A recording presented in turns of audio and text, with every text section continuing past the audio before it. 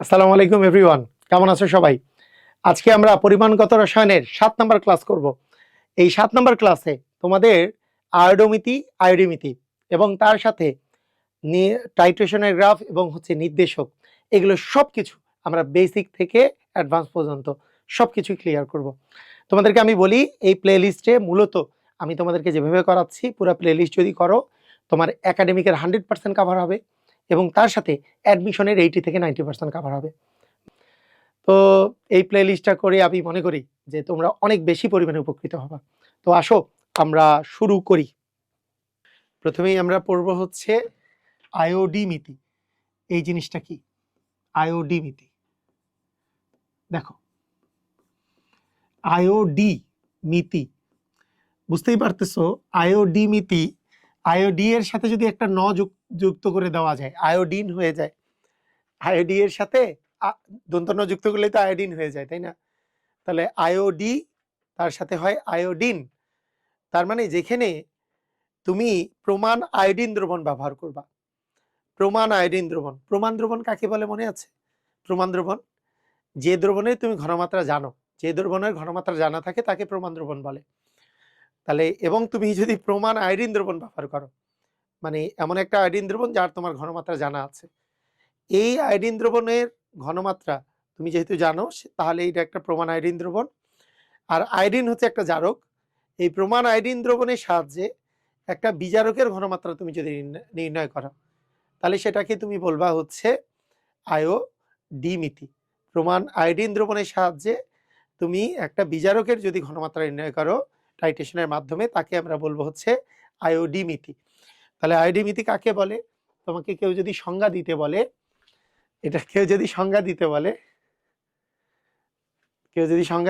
তাহলে তুমি কি লিখবা বলো? যে তোমার সংজ্ঞাতে কি লিখবা?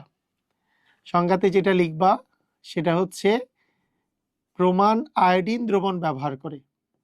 ওই যে আয়োডি পর্যন্ত আছে, তাহলে মনে রাখবা প্রমাণ আয়োডিন দ্রবণ ব্যবহার, প্রমাণ আয়োডিন দ্রবণ ব্যবহার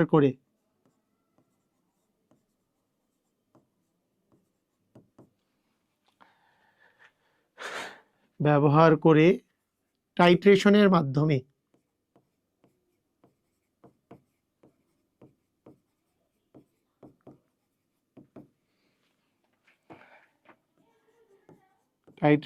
মাধ্যমে বিজারকের ঘনমাত্রা নির্ণয় করাকে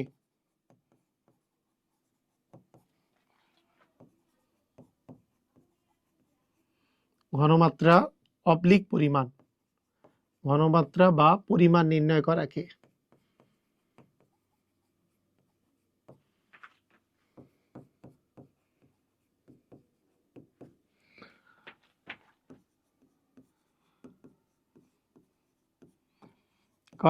আয়োডিমিতি বলে। ঠিক আছে, জিনিসটা কেমন দেখো। মনে করো তোমার কাছে একটা জারক, জারক তো আয়োডিন আছে, জারক যে আয়োডিন আছে, এই আয়োডিনটা তুমি ব্যবহার করতেছো। তো এই আয়োডিনটা ব্যবহার করে তুমি বিজারকের ঘনমাত্রা নির্ণয় করবা, তাই না? বিজারকের ঘনমাত্রা, বিজারক, তোমরা জারণ বিজারণ বিক্রিয়ায় বিজারকগুলো দেখছো, যেমন ফেরাস সালফেট, তারপরে হাইড্রোজেন, তোমার হাইড্রোজেন পারঅক্সাইড বা পারঅক্সাইড গুলো, তারপরে তোমার আছে অক্সালেট, থায়োসালফেট, এগুলো দেখেছো। তো এরকম যে কোনো কিছুর তুমি যদি পরিমাণ নির্ণয় করো, কার সাহায্যে? প্রমাণ আয়োডিন দ্রবণের সাহায্যে। তার মানে আয়োডিনের সাথে মানে এর আসলে, ধরো যে আমি বললাম যে থায়োসালফেট, এই যে Na2H2O3, এটা হচ্ছে সোডিয়াম থায়োসালফেট। এই সোডিয়াম থায়োসালফেটের সাথে তুমি আয়োডিনের বিক্রিয়া দিলা, তো আয়োডিনের বিক্রিয়া দিলে যেই জিনিসটা উৎপন্ন হবে, দেখো খেয়াল করে, আয়োডিনের বিক্রিয়া দিলে যেই জিনিসটা উৎপন্ন হবে, আমরা জানি থায়োসালফেট উৎপন্ন হয় টেট্রাথায়োনেট উৎপন্ন করে। টেট্রাথায়োনেট মানে S4O6 2-, তার মানে এখানে সোডিয়াম আসবে, Na2S4O6। আর আয়োডিন থেকে হয় আয়োডাইড, যেহেতু এখানে সোডিয়াম আছে তার মানে হবে সোডিয়াম আয়োডাইড, তাই তো?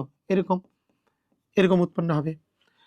তো সমতা করতে গেলে তুমি একটা জিনিস চেক করবা, যে আমি যদি তোমাদেরকে ওই যে আয়ন ইলেকট্রন পদ্ধতিতে সমতা করা শিখাইছি, আয়ন ইলেকট্রন পদ্ধতিতে সমতা করা শিখাইছি, সেটা দিয়েও সমতা করতে পারো। আবার তুল্য সংখ্যা পদ্ধতি থেকেও সমতা বিধান করতে পারো। পারবা না? পারবা তো। তো দুইটা দিয়েই করতে পারবা। যদি তুল্য সংখ্যা পদ্ধতিতে করো, আয়োডিনের তুল্য সংখ্যা হচ্ছে 2, তাহলে এর সামনে বসবে 2। আর থায়োসালফেটের তুল্য সংখ্যা 1, এর সামনে বসবে 1। আমরা জানি এর তুল্য সংখ্যা এর সামনে বসে, এর তুল্য সংখ্যা এর সামনে বসে। তো এইভাবে যদি করি, আয়োডিনের তুল্য সংখ্যা 2, তাহলে এখানে 2 বসবে। সোডিয়াম থায়োসালফেটের তুল্য সংখ্যা 1, তাহলে এখানে 1 বসবে। এখন তুমি ধরে ধরে যদি সমতা করো, তো এখানে দেখো যে সোডিয়াম আছে এখানে 4টা, কিন্তু এখানে আছে 2 আর একে 3টা। এখানে যদি একটা 2 দেই, তাহলে 4 হয়ে যাবে, 2 2 4। থায়োসালফেটের দ্বিগুণ, এই যে টেট্রাথায়োনেট H4O6, এই যে H2O3 এর দ্বিগুণ H4O6 মিলে গেছে, আয়োডিন 2টা মিলে গেছে। এটা হলো সমতাকরণ। তো সমতাকরণ করলা, তো সমতাকরণ করার পরে মেইন বিষয়টা কি, যে এইখানে ব্যাপারটা হচ্ছে এটা, যে আয়োডিন দ্রবণটা যদি তোমাকে বলা হয় যে আয়োডিমিতি, তাহলে বুঝতে হবে এটা হচ্ছে প্রমাণ আয়োডিন দ্রবণ। এটা হচ্ছে প্রমাণ আয়োডিন দ্রবণ। প্রমাণ আয়োডিন দ্রবণ মানে কি? প্রমাণ আয়োডিন দ্রবণ মানে যার তুমি অলরেডি ঘনমাত্রা তুমি জানো, এরকম একটা জিনিস। আয়োডিন দ্রবণের ঘনমাত্রা তুমি জানো। তো এখন একটা আয়োডিন দ্রবণ আছে যার ঘনমাত্রা তোমার জানা। ধরো সেই আয়োডিন দ্রবণের ঘনমাত্রা তোমার যে জানা, সেই ঘনমাত্রাটা হচ্ছে S1। এই ঘনমাত্রাটা তোমার জানা আছে। মনে করো S1 তোমার জানা আছে। তুমি আয়োডিন দ্রবণ কতটুকু নিছো সেটা তুমি জানো, নিজেই জানো। যে মনে করো তুমি 50 ml আয়োডিন দ্রবণ নিলা, এটা নিয়ে তুমি টাইট্রেশন করলা। কতটুকু আয়োডিন দ্রবণ নিলা, এটা নিয়ে তুমি টাইট্রেশন শুরু করলা। বুঝছো? এটা নিয়ে করতে পারো। এখন এই যে বিষয়টা, এইটা তাহলে V1S1 তুমি জানো। এখন টাইট্রেশন করার জন্য তুমি সোডিয়াম থায়োসালফেটের সাথে টাইট্রেশন করা শুরু করলা, উপযুক্ত নির্দেশক ব্যবহার করে টাইট্রেশন করা শুরু করলা। নির্দেশক জিনিসটা কি, কিভাবে কাজ করে, সেটাও আমরা পড়বো। সেটাও কিন্তু সামনে পড়বো আমরা, নির্দেশক কিভাবে কাজ করে। নির্দেশক জিনিসটা মানে এর সাথে এ যে বিক্রিয়া করবে, কখন ফুললি বিক্রিয়া করে প্রশমিত হয়ে গেছে, এটা বোঝানোর জন্য নির্দেশক ব্যবহার করা হয়। যে হঠাৎ করে বর্ণ পরিবর্তন করে, তাহলে বুঝো যে হ্যাঁ বিক্রিয়া ফুলফিল হয়ে গেছে। তো সেই সময়ে আমাদেরকে আসলে কাউন্ট করতে হয় যে আমি যে আয়োডিন দ্রবণ 50 ml নিলাম, একে প্রশমিত করতে কতটুকু তোমার সোডিয়াম থায়োসালফেট লাগছে, বা এই যে জারকটা আছে একে বিজারিত করতে কতটুকু সোডিয়াম থায়োসালফেট লাগছে, সেটা আমরা আসলে পেয়ে যাব উপযুক্ত নির্দেশক ব্যবহার করে। তো এখন দেখো, এখন খেয়াল করো, এই যে সোডিয়াম থায়োসালফেট যে আছে, এই সোডিয়াম থায়োসালফেটের আমি মনে করলাম লেগেছে V2 ml লেগেছে। তো আমরা যদি এই দুইটা পরিমাণের উপর বেস করে আমি যদি S2 এর মান নির্ণয় করতে চাই, পারবো কি পারবো না বলো? আমরা যদি বলি যে এর ঘনমাত্রা আমরা নির্ণয় করতে চাই, পারবো কি পারবো না? পারবো। কিভাবে পারবো? আমি তোমাদেরকে শিখিয়েছিলাম সহগ অনুপাত সূত্র। সহগ অনুপাত সূত্র কি? যে এর মোল বাই এর মোল সমান এর তে সহগের অনুপাতের সমান। অর্থাৎ আমরা সহগ অনুপাত সূত্র অনুসারে যদি আমরা লিখি, সহগ অনুপাত সূত্র, এই অনুসারে আমরা কি লিখতে পারি বলো? সহগ অনুপাত সূত্র অনুসারে কি লিখতে পারি? সহগ অনুপাত সূত্র অনুসারে আমরা লিখতে পারি যে সোডিয়াম থায়োসালফেটের মোল ভাগ আয়োডিনের মোল সমান, সোডিয়াম থায়োসালফেটের আগে আছে 2, আয়োডিনের আগে আছে 1, তাহলে 2/1। এই কথাটা থেকে আমরা আবার এটাও বলতে পারি, সোডিয়াম থায়োসালফেটের মোল বের করার জন্য S/V, এরও মোল বের করার জন্য S/V। তাহলে N অফ সোডিয়াম থায়োসালফেট, আর নিচে তো আয়োডিন আছে, এটাকে 2 দ্বারা গুণ করে দিলাম, যে 2 ইন্টু N অফ আয়োডিন। মোল সমান কি? N equal SV। তাহলে আমরা এই সোডিয়াম থায়োসালফেটের জন্য S2V2 যদি লিখি, S2V2, আর আয়োডিনের দ্রবণের জন্য যদি লিখি S1V1। এখন এই S1V1 এর মান যদি তুমি জানো, যে আয়োডিনের S1V1 তুমি জানো, আর V2 এর মান যদি জানো, সেইটা থেকে তুমি কি S2 বের করতে পারবা কি পারবা না? পারবা। পারবা না? পারবা। এইটারই নাম হচ্ছে তোমার আয়োডিমিতি। কথা কি বুঝলা? এটারই নাম আয়োডিমিতি। মানে প্রমাণ আয়োডিন দ্রবণ ব্যবহার করে, এইটা প্রমাণ দ্রবণ, তার মানে তুমি তার ঘনমাত্রা তুমি জানো, এটা কতটুকু নিশ্চয় তুমি জানো, এইটা ব্যবহার করে তুমি একটা বিজারকের ঘনমাত্রা নির্ণয় করবা, এটারই নাম আয়োডিমিতি। আসলে তো আমরা একটা অঙ্ক করি। ধরো আমি তোমাকে বললাম যে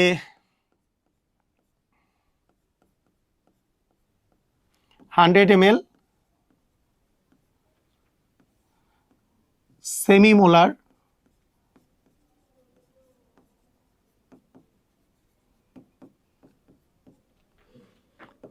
প্রমাণ আয়োডিনকে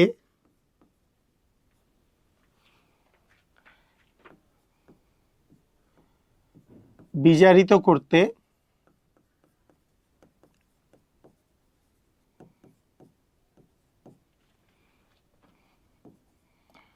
50 ml সোডিয়াম থায়োসালফেট প্রয়োজন।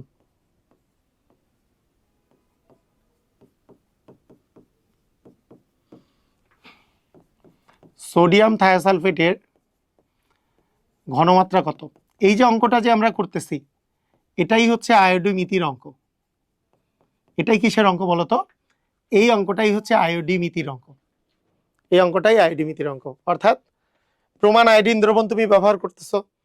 প্রমাণ আয়োডিন দ্রবণ ব্যবহার করে তুমি একটা বিজারকের ঘনমাত্রা নির্ণয় করতেছো। এটাই হচ্ছে আয়োডিমিতির অঙ্ক। তাহলে কিভাবে করবা দেখো, এটা করার সিস্টেম কি হবে?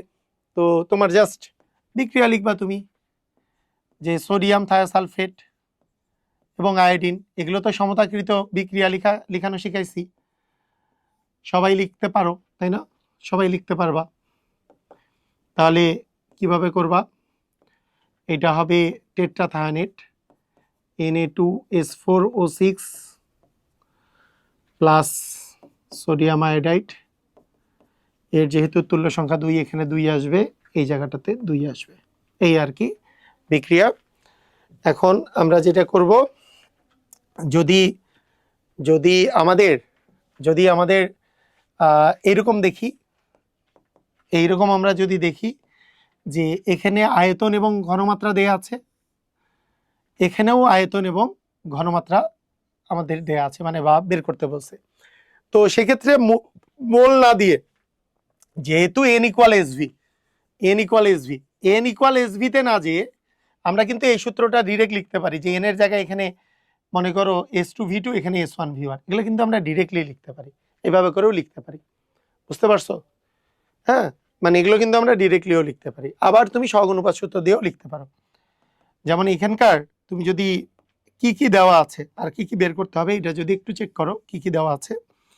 দেখো কি দেওয়া আছে এখানে দেওয়া আছে যে 100 ml আয়োডিন, তাহলে তুমি V1 আয়োডিনের হচ্ছে 100 ml আয়তন, S1 মানে সেমিমোলার, মানে 0.5 মোলার, সেমিমোলার মানে কি 0.5 মোলার, তাই না? প্রমাণ আয়োডিন দ্রবণের এই দুটো দেওয়া আছে। আচ্ছা, আর কি দেওয়া আছে? আর এখানে দেখো বিজারিত করতে সোডিয়াম থায়োসালফেটের V2 দেওয়া আছে 50 ml। তোমার কি সোডিয়াম থায়োসালফেটের এস এর মান নির্ণয় করতে বলছে। এই তো কাহিনী, তো এটাই, তাই না? কাহিনী এটা। তো তোমরা কি করবা? তোমরা সহগ অনুপাত সূত্র ইউজ করবা। তোমরা বলবা যে সহগ অনুপাত সূত্র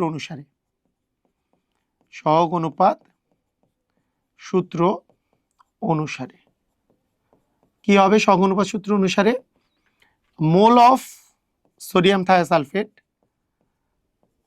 thiosulphate by mole of iodine সমান, সোডিয়াম থায়োসালফেটের আগে 2 দেওয়া আছে, আয়োডিনের আগে 1 দেওয়া আছে, 2/1, তাই না? এখান থেকে আমরা আরো লিখতে পারি, সোডিয়াম থায়োসালফেটের মোল বের করার জন্য S2V2, ওই যে S আর V দেওয়া আছে, এর জন্য S1V1, S2V2টা হচ্ছে সোডিয়াম থায়োসালফেটের, তার আগে আসলে 2 আছে, S1V1 হচ্ছে আয়োডিনের, তার আগে 1 দেওয়া আছে, ইকুয়াল 1। আমরা এইখান থেকে যদি আমরা বলি S2 সমান কি, তাহলে 2 ইন্টু আসতেছে S1V1, ডানে গেলে উপরে চলে গেল, আর V2টা নিচে চলে আসলো, তাহলে মান কত আসে? 2 ইন্টু S1 এর মান হচ্ছে 100, S1 হচ্ছে তোমার 0.5 সেমিমোলার, যেহেতু দেওয়া আছে 0.5, আর এটা হচ্ছে 100 ml, আর এখানে দেওয়া আছে 50 ml, এটা দেওয়া আছে 50 ml। তাহলে আমরা যেটা পাচ্ছি, কত মোলার পাচ্ছি দেখো তো, কত মোলার পাচ্ছি? আমরা যদি এটাকে এটা দিয়ে কাটি তাহলে 2 থাকে, 0.5 ইন্টু 2 মানে 1, 1 ইন্টু 2 মানে 2 মোলার পাচ্ছি, তাই না? কত পাচ্ছি? এটা পাচ্ছি হচ্ছে 2 মোলার। বুঝতে পারছো? ক্লিয়ার? পারবা? তাহলে এইভাবে করে বের করা লাগবে, এইভাবে করে আমাদের এই জিনিসগুলা বের করা লাগবে। তাহলে আমরা যে জিনিসটা পেলাম সেটা হচ্ছে আয়োডি মিতি কিভাবে করে অঙ্ক করে।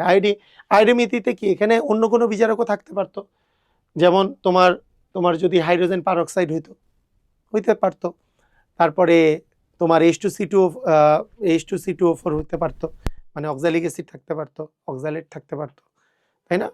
এগুলো ফেরাসালফেট থাকতে পারতো, এগুলো হইতে পারতো। তো এখন দেখো, খেয়াল করো, এই জিনিসটা বাদে আমরা, হ্যাঁ, এই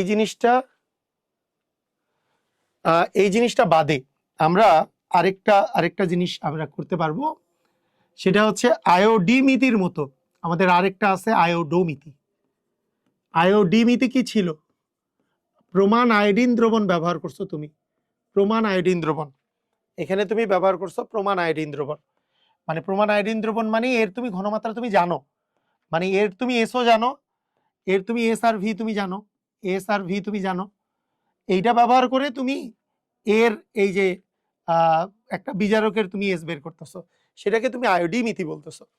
কিন্তু আমি যদি আয়োডোমিতি বলি, এবার কিন্তু আয়োডি পর্যন্ত নাই, আয়োডো হয়েছে। আয়োডোমিতিতে তোমার এইবার আর আমরা প্রমাণ আয়োডিন দ্রবণ ব্যবহার করব না। কি করব? খেয়াল করো, এইবার আমাদের টার্গেট, এর আগের বার টার্গেট ছিল বিজারকের ঘনমাত্রা নির্ণয় করা, এইবার আমাদের টার্গেট জারকের ঘনমাত্রা নির্ণয় করা। মনে করো কপার সালফেটের ঘনমাত্রা নির্ণয় করতে চাই, বা অন্য কোনো জারকের ঘনমাত্রা নির্ণয় করতে চাই, তাহলে জারক আয়োডিন নিজেও একটা জারক, তাহলে কি তুমি আয়োডিন দিলে কি হবে? আয়োডিন কি আরেকটা জারকের সাথে বিক্রিয়া করবে? করবে না। আয়োডিন তো আরেকটা জারকের সাথে বিক্রিয়া করবে না, তাহলে তুমি কি করবা? তা দেখো এটা কি করতে হয়, সিস্টেমটা কি? সিস্টেমটা হলো ধরো ধরো এই যে কপার সালফেট একটা কি সিস্টেম, তারপরে আমরা সংজ্ঞায় আসি কি কি করব, এইটা আগে আমি তোমাকে বুঝাই। কপার সালফেট নিজে একটা জারক, তুমি এর ঘনমাত্রা নির্ণয় করতে চাচ্ছ, তাহলে আয়োডিনের সাথে তো এ বিক্রিয়া করবে না, এ করবে আয়োডাইড লবণের সাথে বিক্রিয়া। মনে করো পটাশিয়াম আয়োডাইডের সাথে সে বিক্রিয়া করলো, পটাশিয়াম আয়োডাইডের সাথে এই জিনিসটা বিক্রিয়া করলো, পটাশিয়াম আয়োডাইডের সাথে বিক্রিয়া করলো। মনে করো এই বিক্রিয়ায় যেটা উৎপন্ন হয়েছে Cu2I2 plus I2 plus K2SO4। আচ্ছা, মনে করো এই বিক্রিয়া পরে বুঝাই দিচ্ছি কিভাবে উৎপন্ন হচ্ছে, এটা পরে বুঝাই দিচ্ছি। তো এখানে ধরো, এখানে আমরা দিলাম 2, এখানে যেহেতু আমাদের কপার 2টা, তাহলে 2 দিব, তাহলে এখানে সালফেট 2টা 2 দিব, তাহলে এখানে এটা 4 হয়ে যাবে, আয়োডিন 4টা মিলে গেছে। তো দেখো কি বুঝাচ্ছি, ভালো করে খেয়াল করো। তোমার এইখানে মনে করো এই বিক্রিয়াটা আমি পরে বুঝাই দিচ্ছি। এইটা আছে কপার সালফেট, এটা একটা জারক, কপার সালফেট একটা জারক। এই কপার সালফেটের সাথে তুমি আয়োডাইড লবণের বিক্রিয়া দিছো। কিসের বিক্রিয়া দিছো? আয়োডাইড লবণ, নট আয়োডিন। কেন? আয়োডিন তো একটা নিজেই জারক, জারকের সাথে জারক বিক্রিয়া করবে না, তাহলে বিজারক বিক্রিয়া করবে। আয়োডাইড লবণ হচ্ছে একটা বিজারক, বিজারক বিক্রিয়া করলো। আচ্ছা, বিজারক বিক্রিয়া করে কি হয়? এই বিজারকটা বিক্রিয়া করে এখানে আয়োডিন মুক্ত হয়, আয়োডাইড থেকে আয়োডিন হয়। আমরা জানি জারণ বিজারণ বিক্রিয়ায় আয়োডিন থেকে যেমন আয়োডাইড হয়, আয়োডাইড থেকে আয়োডিন হয়। তার মানে এখানে আয়োডিন মুক্ত হয়েছে। কি মুক্ত হয়েছে বলতো? আয়োডিনটা মুক্ত হয়েছে, এই আয়োডিনটা মুক্ত হয়েছে। এখন এই যে মুক্ত আয়োডিন যে আছে, যতগুলো মুক্ত আয়োডিন আছে এগুলো সবগুলাকে তুমি সাথে করে নিছো। সাথে করে নিয়ে তুমি একটা বিজারক পদার্থের সাথে বিক্রিয়া দিছো, যেটা হচ্ছে প্রমাণ বিজারক। কি বিজারক? এটা হচ্ছে প্রমাণ বিজারক, এটা হচ্ছে প্রমাণ বিজারক। প্রমাণ বিজারক মানে কি? যার ঘনমাত্রা আমরা জানি। প্রমাণ বিজারকের সাথে আমরা এই বিক্রিয়াটা দিছি। প্রমাণ বিজারকের সাথে বিক্রিয়া দিলে কি হবে আমরা একটু আগেও দেখছি, এর যেমন সোডিয়াম থায়োসালফেটের সাথে বিক্রিয়া দিলে কি হবে?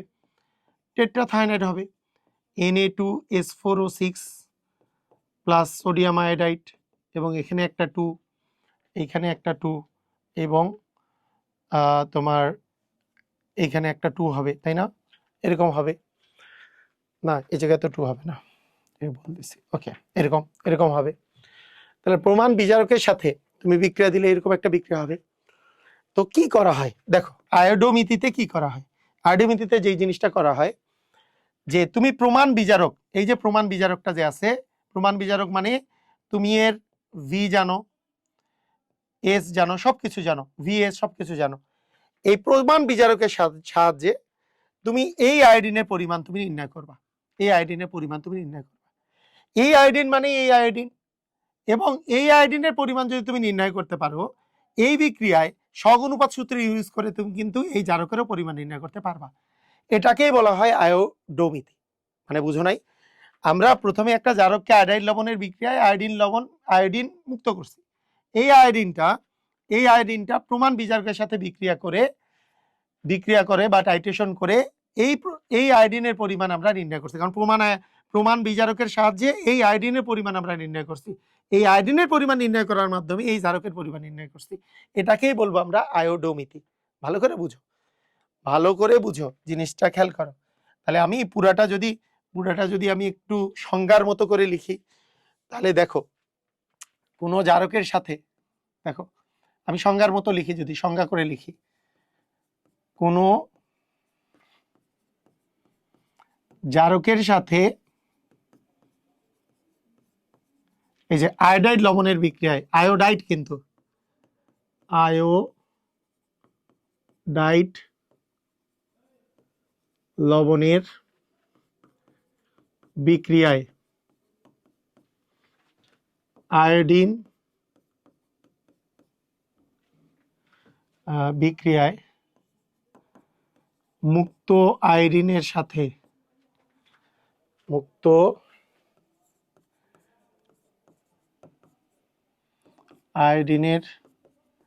সাথে প্রমাণ বিজারকের টাইট্রেশনের মাধ্যমে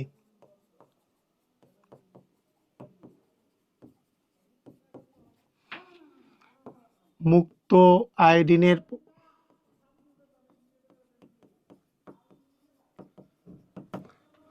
পরিমাণ নির্ণয়ের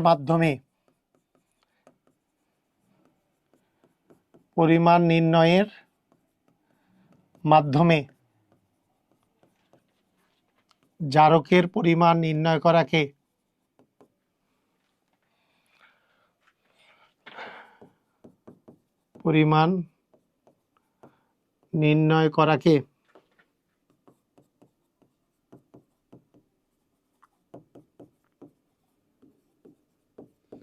আয়োডোমিতি বলে।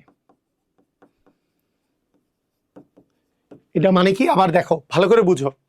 অনেকেই মনে করো অনেকগুলো বইয়ে দেওয়া আছে প্রমাণ আয়োডিনের মানে ওই মুক্ত আয়োডিনের পরিমাণ নির্ণয় করাকে আয়োডোমিতি বলে। এটা একেবারে সঠিক না। মুক্ত আয়োডিনের পরিমাণ নির্ণয়ের মাধ্যমে কিন্তু কপার সালফেটের পরিমাণ নির্ণয় করতে হবে। মুক্ত আয়োডিনের পরিমাণ নির্ণয় করে কিন্তু তোমার শেষ না, এটার মাধ্যমে কিন্তু কপার সালফেটের পরিমাণ নির্ণয় করতে হবে, কারণ তোমার টার্গেট হচ্ছে জারকটার পরিমাণ নির্ণয় করা। তো জারকটার পরিমাণ নির্ণয় করতে গেলে তুমি কি করছো, জারকটার পরিমাণ নির্ণয় করতে যে তুমি একটা আয়োডাইড লবণের সাথে বিক্রিয়া দিছো, এইখান থেকে একটা আয়োডিন মুক্ত হয়েছে, সেই আয়োডিনকে তুমি টাইট্রেট করছো কার সাথে, প্রমাণ সোডিয়াম থায়োসালফেটের সাথে। তাহলে এই যে প্রমাণ যে জিনিসটার সাথে যে করলা, তাহলে এইটাই এবার প্রমাণ। দেখো আয়োডিমিতিতে কিন্তু প্রমাণ আয়োডিন দ্রবণ আর বিজারকটা ছিল পরিমাণ নির্ণয় করছিল। এইবার কিন্তু বিজারকটা প্রমাণ, মানে এর পরিমাণ তুমি আগে থেকে জানো, এইটার মাধ্যমে তুমি ওই মুক্ত আয়োডিনের পরিমাণ নির্ণয় করছো, এবং এই মুক্ত আয়োডিনের পরিমাণের মাধ্যমে এই জারকের পরিমাণ নির্ণয় করছো। এটা কিন্তু খুবই একটা ইম্পর্টেন্ট বিষয়, যে আয়োডিনের পরিমাণ নির্ণয় যে করছো, শুধু মুক্ত আয়োডিন, হাজারি স্যারের বইয়ে যেমন সংজ্ঞাতে লেখা আছে মুক্ত আয়োডিনের পরিমাণ নির্ণয় করাকেই তোমার আয়োডোমিতি বলে। শেষ পূর্ণাঙ্গ সংজ্ঞা হইল না। মুক্ত আয়োডিনের পরিমাণ নির্ণয়ের মাধ্যমে উক্ত জারক, যেই জারকটার পরিমাণ নির্ণয় করতে চাচ্ছিল, সেই জারকের পরিমাণ নির্ণয় করাকে আসলে আয়োডোমিতি বলে। বুঝতে পেরেছ? ক্লিয়ার? তো আয়োডোমিতির এই দুইটা, এই যে বিক্রিয়া যে লিখছি, এই বিক্রিয়াগুলো খুব ইম্পর্টেন্ট। বুয়েট ভর্তি পরীক্ষাতেও এসেছিল এই বিক্রিয়া, ওই যে উপরের বিক্রিয়াটা বুয়েট ভর্তি পরীক্ষাতেও এসেছিল, খুব ইম্পর্টেন্ট। এই বিক্রিয়াটা কি, এই বিক্রিয়াটা কেমনে হয়েছে দেখো।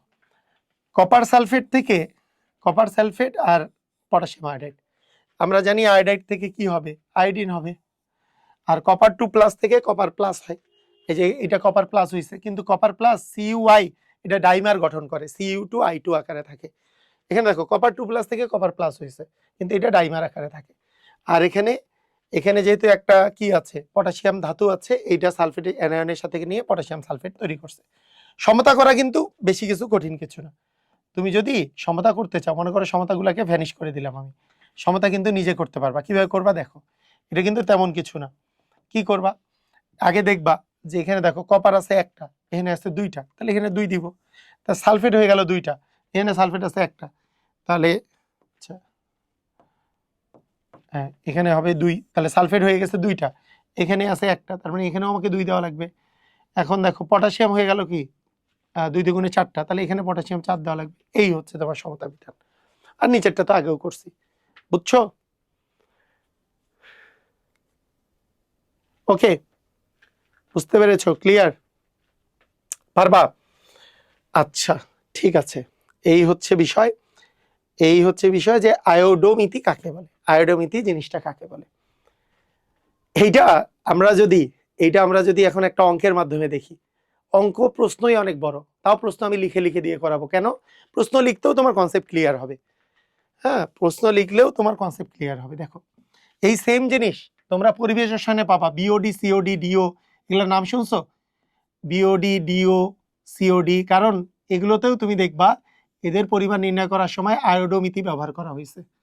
ঠিক আছে, আয়োডোমিতি ব্যবহার করা হয়েছে এগুলো নির্ণয়ের সময়, সেম জিনিস তুমি দেখতে পাবা।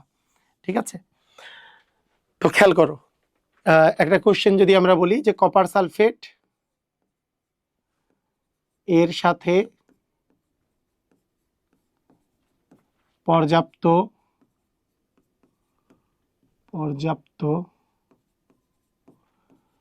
পটাশিয়াম আয়োডাইডের বিক্রিয়ায়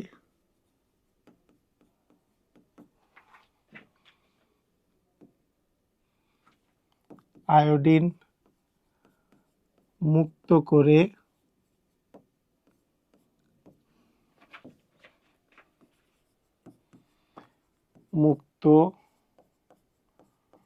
আয়োডিনকে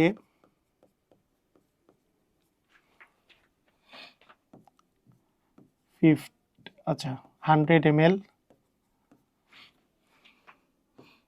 ডেসিমোলার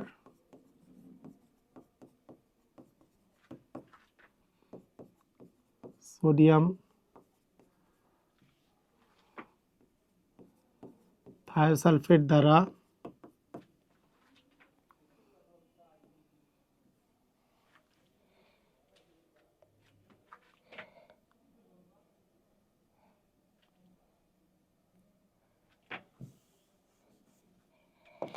দেখো যে ডেসিমোলার সোডিয়াম থায়োসালফেট দ্বারা টাইট্রেশন করতে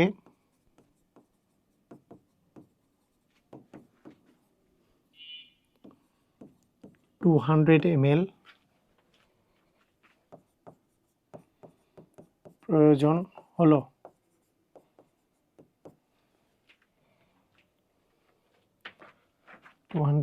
সোডিয়াম থায়োসালফেট প্রয়োজন হয়। তোমাকে বলা হইল কপার সালফেটের বা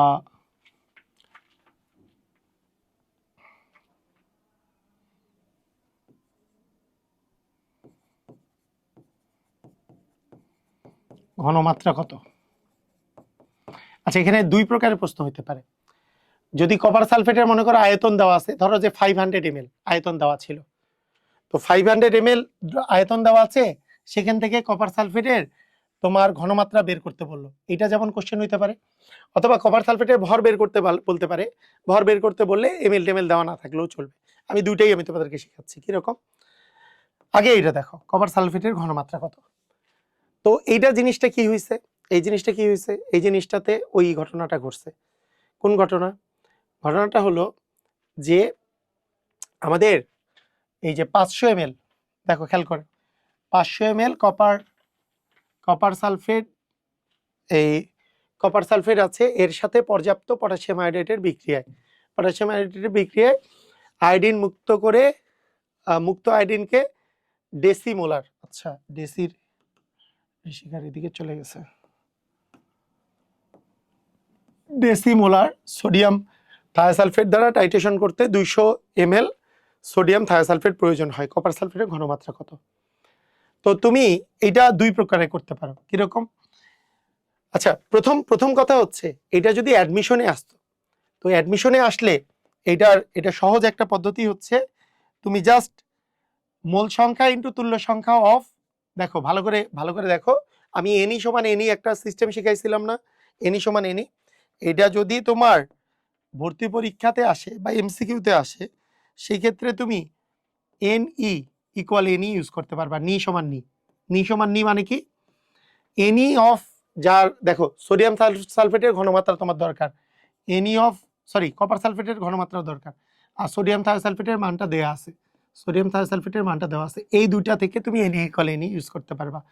তাহলে দেখো এন তোমার এখানে কপার সালফেটের এমএল দেওয়া আছে, ঘনমাত্রা বের করতে হবে। তাহলে এমএল কত? 500 ml। তাহলে 500 ml মানে 0.5 লিটার, তুমি লিটারে কনভার্ট করে নিলে ভালো। এন ইকুয়াল এসবিতে ভিটা তো লিটার এককে, যদিও দুই পাশে এমএল থাকলে এমএল কাটা যায়, তাহলে লিটারে কনভার্ট না করলেও চলে, তারপরও লিটারে কনভার্ট করা ভালো। তাহলে ভি হচ্ছে 0.5 লিটার, এস আমাকে বের করতে হবে, ইন্টু এর কপার সালফেটের তুল্য সংখ্যা হচ্ছে 1, কপার 2+ থেকে কপার প্লাস হয়, এই একটা ইলেকট্রন আদান প্রদান, তাই তুল্য সংখ্যা 1। সোডিয়াম থায়োসালফেটেরও তুল্য সংখ্যা 1। সোডিয়াম থায়োসালফেটে কি আছে? সোডিয়াম থায়োসালফেটের দেওয়া আছে 200 ml, তাহলে 200 ml মানে 0.2 লিটার, ইন্টু এর আছে ডেসিমোলার মানে 0.1 এসভি, এন ইকুয়াল এসভি করলাম, ইন্টু এর তুল্য সংখ্যা 1। একটা জিনিস দেখো, তোমার কিন্তু মানে যারা বেশি মনে করো যে একটা কিছু বুঝে না, যারা খারাপ স্টুডেন্ট, ধরো যে তোমাদের মধ্যে কেউ একজন এগুলো কিছুই বুঝো না, সোডিয়াম থায়োসালফেটের তুল্য সংখ্যা কি তাও পারো না, কপার সালফেটের তুল্য সংখ্যা কি তাও পারো না, দুইটাই না পারলে তোমার অঙ্ক ঠিক হয়ে যেতে পারে। কেন? কারণ তোমার দেখেই মনে হয় কপার সালফেটের তুল্য সংখ্যা 2, আবার সোডিয়াম থায়োসালফেটের তুল্য সংখ্যা আবার 2, দুই পাশে 2 দিলে কিন্তু 2 দিয়ে কাটা যাবে এবং অঙ্ক হয়ে যাবে। তাদের সমস্যা যারা অল্প জানে মানে কপার সালফেটেরটা 2 দিল, সোডিয়াম থায়োসালফেটেরটা 1 দিল, তাহলে কিন্তু ভুল হয়ে যাবে। কপার সালফেটেরটা 1 দিল, সোডিয়াম থায়োসালফেটের 2 দিল, মানে অল্প জানলে ভুল হওয়ার সম্ভাবনা বেশি থাকে। সেজন্য বলা হয় না অল্প বিদ্যা ভয়ঙ্করী, তুমি না জানাটা বেশি ভালো। আসছে না জানলে তাও ঠিক হইতে পারে, যে একেবারে জানো না, মূল সংখ্যা একটু তুল্য সংখ্যা, আরে দেখেই তো মনে হচ্ছে এটা 2, আরে দেখেই তো মনে হচ্ছে এটা 2 দিয়ে দিলে অঙ্ক রাইট। আসলে দুইটাই ভুল হয়েছে, বুঝছো? দুইটাই ভুল হয়ে আসলে রাইট হয়ে যেতে পারে, বুঝছো? ক্লিয়ার? তো এইটা দিয়ে কিন্তু তুমি অঙ্ক করে ফেলতে পারো, তো জীবনটা তোমার তাহলে সহজ হয়ে যাবে। এইভাবে করে তোমার জীবনটা সহজ হয়ে যাবে। সেজন্য বেশি জানা ভালো না, কম জানাই ভালো, বুঝতে পারছো? কম জানাটাই ভালো, বেশি জানলে উত্তর ভুল হওয়ার চান্স থাকে, বুঝতে পেরেছো? ক্লিয়ার? তাহলে এইটাতে যেই অ্যান্সারটা আসে সেটাই অ্যান্সার। ওকে, ঠিক আছে।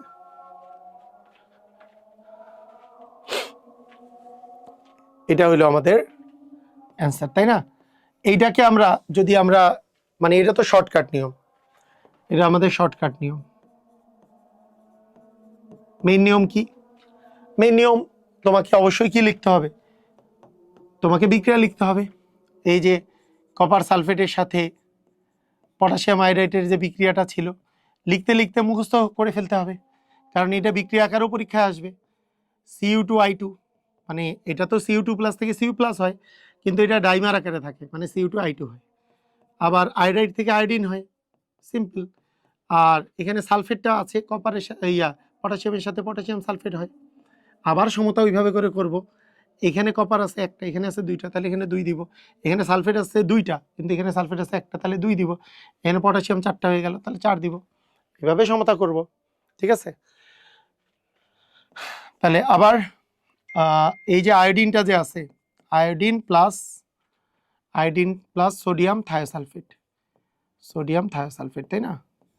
তাহলে আমাদের কি হবে? Sodium iodide plus sodium iodide plus sodium tetrathionate, তাহলে এখানে 2, এই জায়গায় 2 হবে, আর এখানে তোমার 2 হবে। আচ্ছা, বুঝছো? ক্লিয়ার? এটাই। হ্যাঁ, দেখো এখন কথা হলো যে এই বিক্রিয়া থেকে কিভাবে করে লিখতে হয়। দেখো, একটা বিক্রিয়া, দুইটা বিক্রিয়া থেকে তুমি সহগ অনুপাত সূত্র কেমনে বের করবা? সহগ অনুপাত সূত্র বের করার সিস্টেমটা হলো, আমার কার মান দেওয়া আছে বলতো? এইটার মান দেওয়া আছে না? এই যে এইটা সোডিয়াম থায়োসালফেটের মান। তখন আমাদেরকে লিখতে হয় যে 2 মোল সোডিয়াম থায়োসালফেট, এই যে 2 মোল যে সোডিয়াম থায়োসালফেট আছে, 2 মোল সোডিয়াম থায়োসালফেট ইকুইভ্যালেন্ট টু 1 মোল, মানে এর সাথে বিক্রিয়া করে 1 মোল আয়োডিন। কিন্তু এই 1 মোল আয়োডিন শুধু এখানে আছে তা না, এই জায়গাতেও 1 মোল আয়োডিন আছে। তার মানে এই 1 মোল আয়োডিন আর এই 1 মোল আয়োডিন ইকুইভ্যালেন্ট, কারণ এই আয়োডিনকে আমি এখানে নিছি ইকুইভ্যালেন্ট। এই 1 মোল আয়োডিনের ইকুইভ্যালেন্ট আবার এই পাশে দেখো 2 মোল কপার সালফেট, এই 1 মোল আয়োডিনের ইকুইভ্যালেন্ট আবার 2 মোল কপার সালফেট। তার মানে এখান থেকে আমরা সহগ অনুপাত সূত্র অনুসারে পাই। সহগ অনুপাত সূত্র যদি আমরা দেই, তাহলে আমাদের কার কার মধ্যে সহগ অনুপাত সূত্র দিব? কাহিনী হলো এইবার আমরা সহগ অনুপাত সূত্র দিব হচ্ছে এই যে এইটা, কারণ এর মানটা দেয়া আছে আর আমার বের করতে হবে কার মান? এইটার মান। তাহলে এই দুটার মধ্যে সহগ অনুপাত সূত্র দিব, যার এরও সামনে 2 আছে, এরও সামনে 2 আছে। তাহলে আমরা কি করব, যে আমরা জানি সহগ অনুপাত সূত্র অনুসারে, সহগ অনুপাত সূত্র অনুসারে কি করব বলো? আমার 2 মোল কপার সালফেট, তার মানে mole of copper sulphate by mole of sodium thiosulphate, এরও আগে 2 আছে, এরও আগে 2 আছে, 2/2। তাহলে কপার সালফেটের জন্য আমরা যদি মানগুলাকে এসভি দিয়ে যদি লিখে ফেলি, হ্যাঁ, এসভি দিয়ে যদি আমরা লিখি, ধরো তোমাকে আমি বললাম যে এখানে তুমি মানগুলা লেখো যে V1 সোডিয়াম থায়োসালফেটের মান দেওয়া আছে, আর কপার সালফেটের যে মানগুলো দেওয়া আছে, তুমি সোডিয়াম থায়োসালফেটের মান V1 এর মান হচ্ছে 200 ml, S1 হচ্ছে ডেসিমোলার মানে 0.1 মোলার, V2 কপার সালফেট ছিল 200 ml 500 ml, আর S2 এর মান বের করতে বলছে। এই তো কাহিনী। তাহলে এখন দেখো কপার সালফেটের তুমি V2 জানো 500 ml, তুমি এখানে এইভাবে লেখো যে S2V2 বাই S1V1 ইকুয়াল 2/2 মানে 1, তাই না? এইবার তুমি S1 এর কথা দেখো এরপরে, তাহলে S2 এর মানটা তুমি বের করবা, S2 এর মান তুমি বের করবা। V2 হচ্ছে তোমার 500 ml,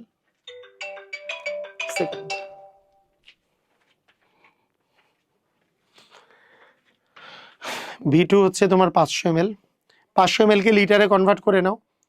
লিটারে কিন্তু কনভার্ট না করলেও চলে, কারণ দুই পাশে এসভি থাকলে লিটার কাটা যায়, ml কাটা যায়, মানে কিন্তু একটা যদি অন্য কিছু থাকে n ইকুয়াল টু এসবি বাদ দিয়ে W/m ও ইউজ করতে হইতে পারতো, তখন কিন্তু ভিটা লিটারে প্রকাশ করতেই হবে। তুমি ইচ্ছা করলে এখানে এই যে V2 যে 500ই লিখে দিতে পারো। V1 S1 V1, S1 কত? S1 200, S1 হচ্ছে 0.1 আর V1 কত? 200 ইকুয়াল হচ্ছে 0.1। তাহলে S2 সমান আসতেছে 0.1 ইন্টু 200 বাই 500, মানে আলটিমেটলি এগুলো কিন্তু ওই এর আগে যে মানটা আসছে এটাই মান হবে, তাই না? এর আগের যে মানটা আসছে সেই মানটাই অ্যান্সার হবে। কত আসে?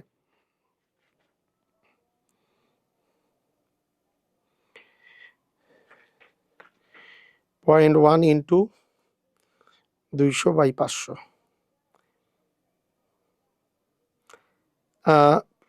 0.04 আসে, 0.04 আসে বলো তো? 0.2 ইন্টু 0.1 বাই 0.04, 0.04 মোলার, তাই না? এগুলো কত আসে? 0.04 মোলার, তাই না? এটা আসে। ঠিক আছে, ক্লিয়ার? বুঝেছো? তাহলে পারবা? তাহলে আমাদের সোডিয়াম থায়োসালফেটের পরিমাণ নির্ণয় কিভাবে করে আমরা করলাম শেষ পর্যন্ত, এটা বুঝেছো? যে সোডিয়াম থায়োসালফেটের মাধ্যমে এইটার মান কিভাবে নির্ণয় করলাম। আবার বলি যে এইখানে এইটা কিন্তু মাথায় রাখো, যদি দুইটাতেই এসভি থাকে, দুটাতেই যদি এসভি থাকে, তাহলে কিন্তু আমার আমার আলটিমেটলি ইয়ের প্রয়োজন নাই, ওই যে লিটারে কনভার্ট করার প্রয়োজন নাই। যেমন এই পাশেও এস, এই পাশে এস, এইটাও ভি, এস আর ভি। তুমি ইচ্ছা করলে ভিটাকে লিটারের না করে মিলিলিটারও রেখে দিতে পারো। তবে এখানে একটা কথা, এই অঙ্কটা যদি এইভাবে আসতো, এই অঙ্কটাতে তোমাকে যদি বলতো যে কপার সালফেটের পরিমাণ কত, মানে ভর কত, তোমাকে যদি এই কথাটা বলতো, তাহলে কি করতে বলো তো? কপার সালফেটের ভর কত, এটা যদি তোমার কাছে জানতে চাইতো, কপার সালফেটের ভর কত, তুমি তুমি তাহলে কি করতা? তো তোমার এই এন এর জায়গায় তুমি যেই সূত্রই বসাও না কেন, তখন কপার সালফেটের, মনে করো তোমার কাছে চাইলো কপার সালফেটের ভর কত, বা কপার আয়নের ভর কত, এটা বইয়ের অঙ্ক, কপার আয়নের ভর কত, ভর কত, এই নমুনাতে কপার সালফেটে কপার আয়নটা কতটুকু পরিমাণ আছে এটা বের করতে বললো। তুমি কিভাবে করবা? তো এই ক্ষেত্রে তুমি যেই কাজটা করবা, একই কথা, এন, দেখো তুমি যদি বেসিক নিয়মে করো সেম ভাবে যাবা, কপার সালফেটের জায়গায় লাস্টে সহগ অনুপাত সূত্রের মধ্যে লিখবা, অথবা আমাদের যে সূত্র আছে এন ই অফ, এইবার লিখবা কপার 2+ সমান N E of sodium thiosulphate, এইভাবে লিখবা। অথবা তোমার কি করা লাগবে, অথবা তোমার ওই সহগ অনুপাত সূত্রের মধ্যে এইভাবে করে করা লাগবে। এইবার কিন্তু তোমার এই জায়গায় এন ইকুয়াল এস ভি, দেখো এর এস এর মান দেওয়া আছে ডেসিমোলার মানে 0.1 মোলার, ভি মানে দেওয়া আছে 200 ml, 200 ml কে কিন্তু 0.2 লিটার করতেই হবে। কেন? এইটা এন ইকুয়াল এস ভি, সেখানে ভিটা কিন্তু লিটার এককে, কিন্তু এর তুল্য সংখ্যা হচ্ছে 1। ঠিক আছে? তো এটার পিছনে রিজন কি? কারণ এই পাশে আর এসভি নাই, কারণ এই পাশে তোমার ভর বসাইতে বলছে। তাহলে ভর যদি আসতে হয়, তাহলে এন ইকুয়াল হচ্ছে ডাব্লিউ বাই এম, তাহলে ডাব্লিউ বাই এম, কপার 2+ এর এর ভর হচ্ছে 63.5, এর তুল্য সংখ্যা হচ্ছে 1। তার মানে এই দুটা হচ্ছে তুল্য সংখ্যা, এই যে এইটা এই 1 আর এই 1টা হচ্ছে তুল্য সংখ্যা। আমরা জানি কপার 2+ এর তুল্য সংখ্যা 1, সোডিয়াম থায়োসালফেটেরও তুল্য সংখ্যা 1। সহগ অনুপাত সূত্র দিলেও ওই সেম কাহিনী, ওই সেম কাহিনী ভাবে করে অঙ্ক করতে হবে। এখান থেকে তুমি জাস্ট বের করে ফেললা যে ডাব্লিউর মানটা কত হয়।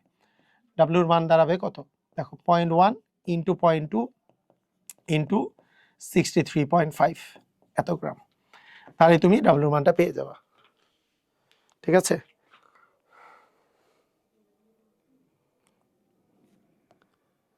পয়েন্ট 1 ইন্টু 0.2 ইন্টু 63.5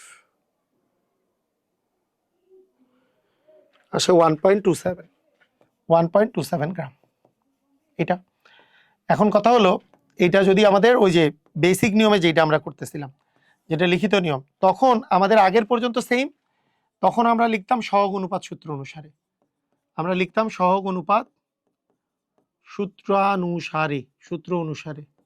অনুসারে লিখার পরে, এটা লিখার পরে যে এন অফ, এই যে এখানে যেমন এন অফ কি লিখছিলাম, N of copper sulphate by N of, এইটা কপার সালফেট প্রথমে লিখে তারপরে লিখতে পারো, অথবা N of copper 2+ by N of sodium thiosulphate equal 2/2। এই যে এখানে যেমন 2/2 আসছিল, এই যে 2 মোল আসছিল 2/2, সেখান থেকে তুমি এন অফ কপার 2+ সমান 2/2 মানে তো 1, এন অফ সোডিয়াম থায়োসালফেট, শেষ। তাহলে এন এখানে বের করার জন্য ডাব্লিউ বাই এম মানে 63.5, এর বের করার জন্য এস ভি, কারণ এর আয়তন আর ঘনমাত্রা দেওয়া আছে, এখানে আয়তনটা অবশ্যই কি লিটার এককে নিতে হবে, 0.2 ইন্টু ডেসিমোলার মানে 0.1 ইন্টু লিটার হচ্ছে 0.2, তাহলে এইটা ডাব্লিউর মান আসবে 1.27 গ্রাম। বুঝছো? ক্লিয়ার? পারবা? বলো বলো বুঝছো কিনা? সবাই ক্লিয়ার? তাহলে আমাদের দুইটা নিয়মই, তাহলে শর্টকাট নিয়মটা এইটা, শর্টকাট নিয়ম করলে তুমি এইটাতে করবা, শর্টকাট নিয়ম করলে এটা দিয়ে করবা। আর বেসিক নিয়মে যদি করো, বেসিক নিয়মে করলে সহগ অনুপাত সূত্র দিয়ে করবা, এটা লিখিততে ক্রিয়েটিভে এটাতে দিবা, সহগ অনুপাত সূত্র দিয়ে ক্রিয়েটিভে দিবা, সহগ অনুপাত সূত্র দিয়ে ক্রিয়েটিভে দিবা, এটা দিয়ে ক্রিয়েটিভে দিবা, তাহলেই হয়ে যাবে, আর কোনো সমস্যা হবে না। ঠিক আছে? বুঝছো? তাহলে এখানে ব্যাপারটা কি, ব্যাপারটা হলো যে আমাদের কপার সালফেটের পরিমাণ নির্ণয় করতে হচ্ছে, এই জন্য আয়োডাইড লবণের বিক্রিয়া দেওয়া হয়েছে, আয়োডিন মুক্ত করা হয়েছে, সে আয়োডিনকে মুক্ত করে টাইট্রেশন করতে সোডিয়াম থায়োসালফেটের পরিমাণটা দেওয়া আছে, এটা প্রমাণ দ্রবণ। এখানে প্রমাণ দ্রবণ হচ্ছে সোডিয়াম থায়োসালফেট, এর মাধ্যমে এর পরিমাণ নির্ণয় করে, এর পরিমাণ নির্ণয় করার মাধ্যমে এর পরিমাণ নির্ণয় করা হয়, কিন্তু আমাদের অঙ্কের মধ্যে এর পরিমাণ দেওয়া থাকবে, এর পরিমাণ নির্ণয় করতে বলবে। বুঝতে পেরেছো? ক্লিয়ার? তো এই হচ্ছে ওভারঅল জিনিসটা। তো আমি মনে করি যে তোমার আয়োডিমিতি পুরো ক্লিয়ার হয়ে গেছে। তো আমাদের টাইট্রেশনের গ্রাফের একটা পার্ট আছে, এইটা মিলায়ে এইটা 7 নাম্বার ক্লাস হিসাবে আমি তোমাদের আপলোড করে দিব। আমরা খুব ইম্পর্টেন্ট একটা টপিক পড়বো, সেটা হচ্ছে টাইট্রেশনের গ্রাফ এবং হচ্ছে নির্দেশক, এই পার্টটা পড়বো। তো টাইট্রেশনের গ্রাফ এইটা খুব ইম্পর্টেন্ট একটা গ্রাফ আছে। এটা মূলত কয়েক প্রকারের টাইট্রেশনের গ্রাফ আসলে আমরা দেখব। একটা হচ্ছে সবল অ্যাসিড সবল ক্ষার, এইটা টাইট্রেশনের গ্রাফ কেমন হয়। সবল অ্যাসিড দুর্বল ক্ষারের টাইট্রেশনের গ্রাফ কেমন হয়। দুর্বল অ্যাসিড সবল ক্ষারের কেমন হয়। দুর্বল অ্যাসিড দুর্বল ক্ষারের কেমন হয়। অর্থাৎ সবল সবল, সবল দুর্বল, দুর্বল সবল, দুর্বল দুর্বল, এগুলোর গ্রাফগুলো কেমন হয় সেটা আমরা আসলে দেখব। তো কেন হয় সেটাও আমরা দেখব, বোঝার চেষ্টা করব যে কেন হয়। তো প্রথমত আমরা তো পিএইচ সম্পর্কে জানি যে পিএইচ, কোন অ্যাসিডের পিএইচ সমান minus log of H plus, এটা জানা আছে তো না? কোন একটা অ্যাসিডের পিএইচ, একটা অ্যাসিড যদি থাকে সেই অ্যাসিডের পিএইচ কত? Minus log of H plus, এটা হচ্ছে কোন একটা অ্যাসিডের পিএইচ। আর কোন একটা ক্ষারের পিএইচ কত? ক্ষারের pOH minus log of OH minus, তাই না? এটাকে মূলত আমরা মাইনাস লগ অফ, যেহেতু এটা জলীয় দ্রবণে বলি তাই H3O প্লাসও আকারেও লেখা হয়, তাই না? জিনিসটা এরকম। তো আমাদের এই জিনিসটা মাথায় রাখবো আমরা, যে যদি একটা নিরপেক্ষ দ্রবণ থাকে সেটার পিএইচ হচ্ছে 7, যদি 7-এর চেয়ে বেশি হয় সেটা ক্ষারীয় দ্রবণ, 7-এর চেয়ে কম হলে এটা অম্লীয় দ্রবণ, 7-এর চেয়ে কাছাকাছি যারা থাকে সেটা মূলত মৃদু ক্ষার বা মৃদু অ্যাসিড। একটু বেশি, একটু বেশি, 7-এর চেয়ে একটু বেশি 8-9, এগুলো হচ্ছে তুলনামূলক মৃদু ক্ষার। আর একেবারে সবল ক্ষারগুলো 14-এর কাছাকাছি, এগুলো অনেক বেশি, 11 বেশি, 11, 12, 13, 14 এরকম। আর অ্যাসিডের বেলা কাছাকাছি, 7-এর কাছাকাছি কিন্তু কম, সেটা হচ্ছে মৃদু অ্যাসিড। মনে করো 6 মৃদু অ্যাসিড, কিন্তু অনেক কম, 1, 2 এগুলো মানে 0 পয়েন্ট সামথিং, এগুলো হচ্ছে অনেক তীব্র অ্যাসিড। তো এটা আমাদের জানা আছে। তো প্রথমত আমি যদি তোমাদেরকে বলি, আমি একটা সবল অ্যাসিড এবং সবল ক্ষারের গ্রাফ আঁকবো, একটা সবল অ্যাসিড এবং একটা সবল ক্ষারের গ্রাফ আঁকবো। তো সবল অ্যাসিড আর সবল ক্ষারের কিভাবে গ্রাফ আঁকবো, এটা সিস্টেমটা কি এবং কেন এরকম হবে। সবল অ্যাসিড সবল ক্ষারের গ্রাফে মনে করো তুমি তুমি তোমার কাছে দুইটা জিনিস আছে, একটা হচ্ছে আমরা মনে করলাম যে HCl আছে এবং তার মধ্যে তুমি NaOH দিচ্ছ। তো HCl যে আছে এটা একটা তীব্র অ্যাসিড। তো তীব্র অ্যাসিডের মধ্যে তুমি হচ্ছে ক্ষার দিচ্ছ, তীব্র ক্ষার দিচ্ছ, তীব্র অ্যাসিড এবং তীব্র ক্ষারের বিক্রিয়া। তো তীব্র অ্যাসিডের সাথে তুমি যখন তীব্র ক্ষার যুক্ত করা শুরু করলা, প্রথমত তীব্র অ্যাসিডটা যে আছে সেটার পিএইচ অনেক কম। মনে করো এটার পিএইচ এখান থেকে শুরু হয়েছে, এটা এখান থেকে শুরু হয়েছে। তুমি এর মধ্যে ক্ষার ঢালছো, যেহেতু ক্ষার ঢাললে পিএইচ এর মান বাড়ে, এই যে একটু আগে দেখছো ক্ষারের তো পিএইচ বেশি, তাহলে যত ক্ষার ঢালছো পিএইচ বাড়ছে বাড়ছে বাড়ছে বাড়ছে বাড়ছে বাড়ছে, এরকম করে বাড়ছে, তাই না? এই যে বাড়ছে, বাড়তে বাড়তে বাড়তে বাড়তে বাড়তে বাড়তে এমন একটা পর্যায়ে আসবে, মনে করো এই জায়গায় বাড়তে বাড়তে এমন একটা পর্যায়ে এটা চলে আসছে। এইটা আসার পরে কি করবে, তাকে তুমি 1 ফোঁটা দিবা, 1 ফোঁটা দেওয়ার, এই যে 1 ফোঁটা দেওয়ার কারণে সেইটা বেড়ে এইরকম পর্যায়ে চলে যাবে। তারপরে 1 ফোঁটা ক্ষার দেওয়ার পরে এই জায়গায় চলে যাবে, এই জায়গা থেকে এই জায়গায় পিএইচটা লাভ দিবে। লাভ দেওয়ার পরে আবার যদি তুমি NaOH দাও, তারপর আস্তে আস্তে আস্তে আস্তে বাড়বে। এটা হচ্ছে তীব্র অ্যাসিড আর তীব্র ক্ষারের গ্রাফ।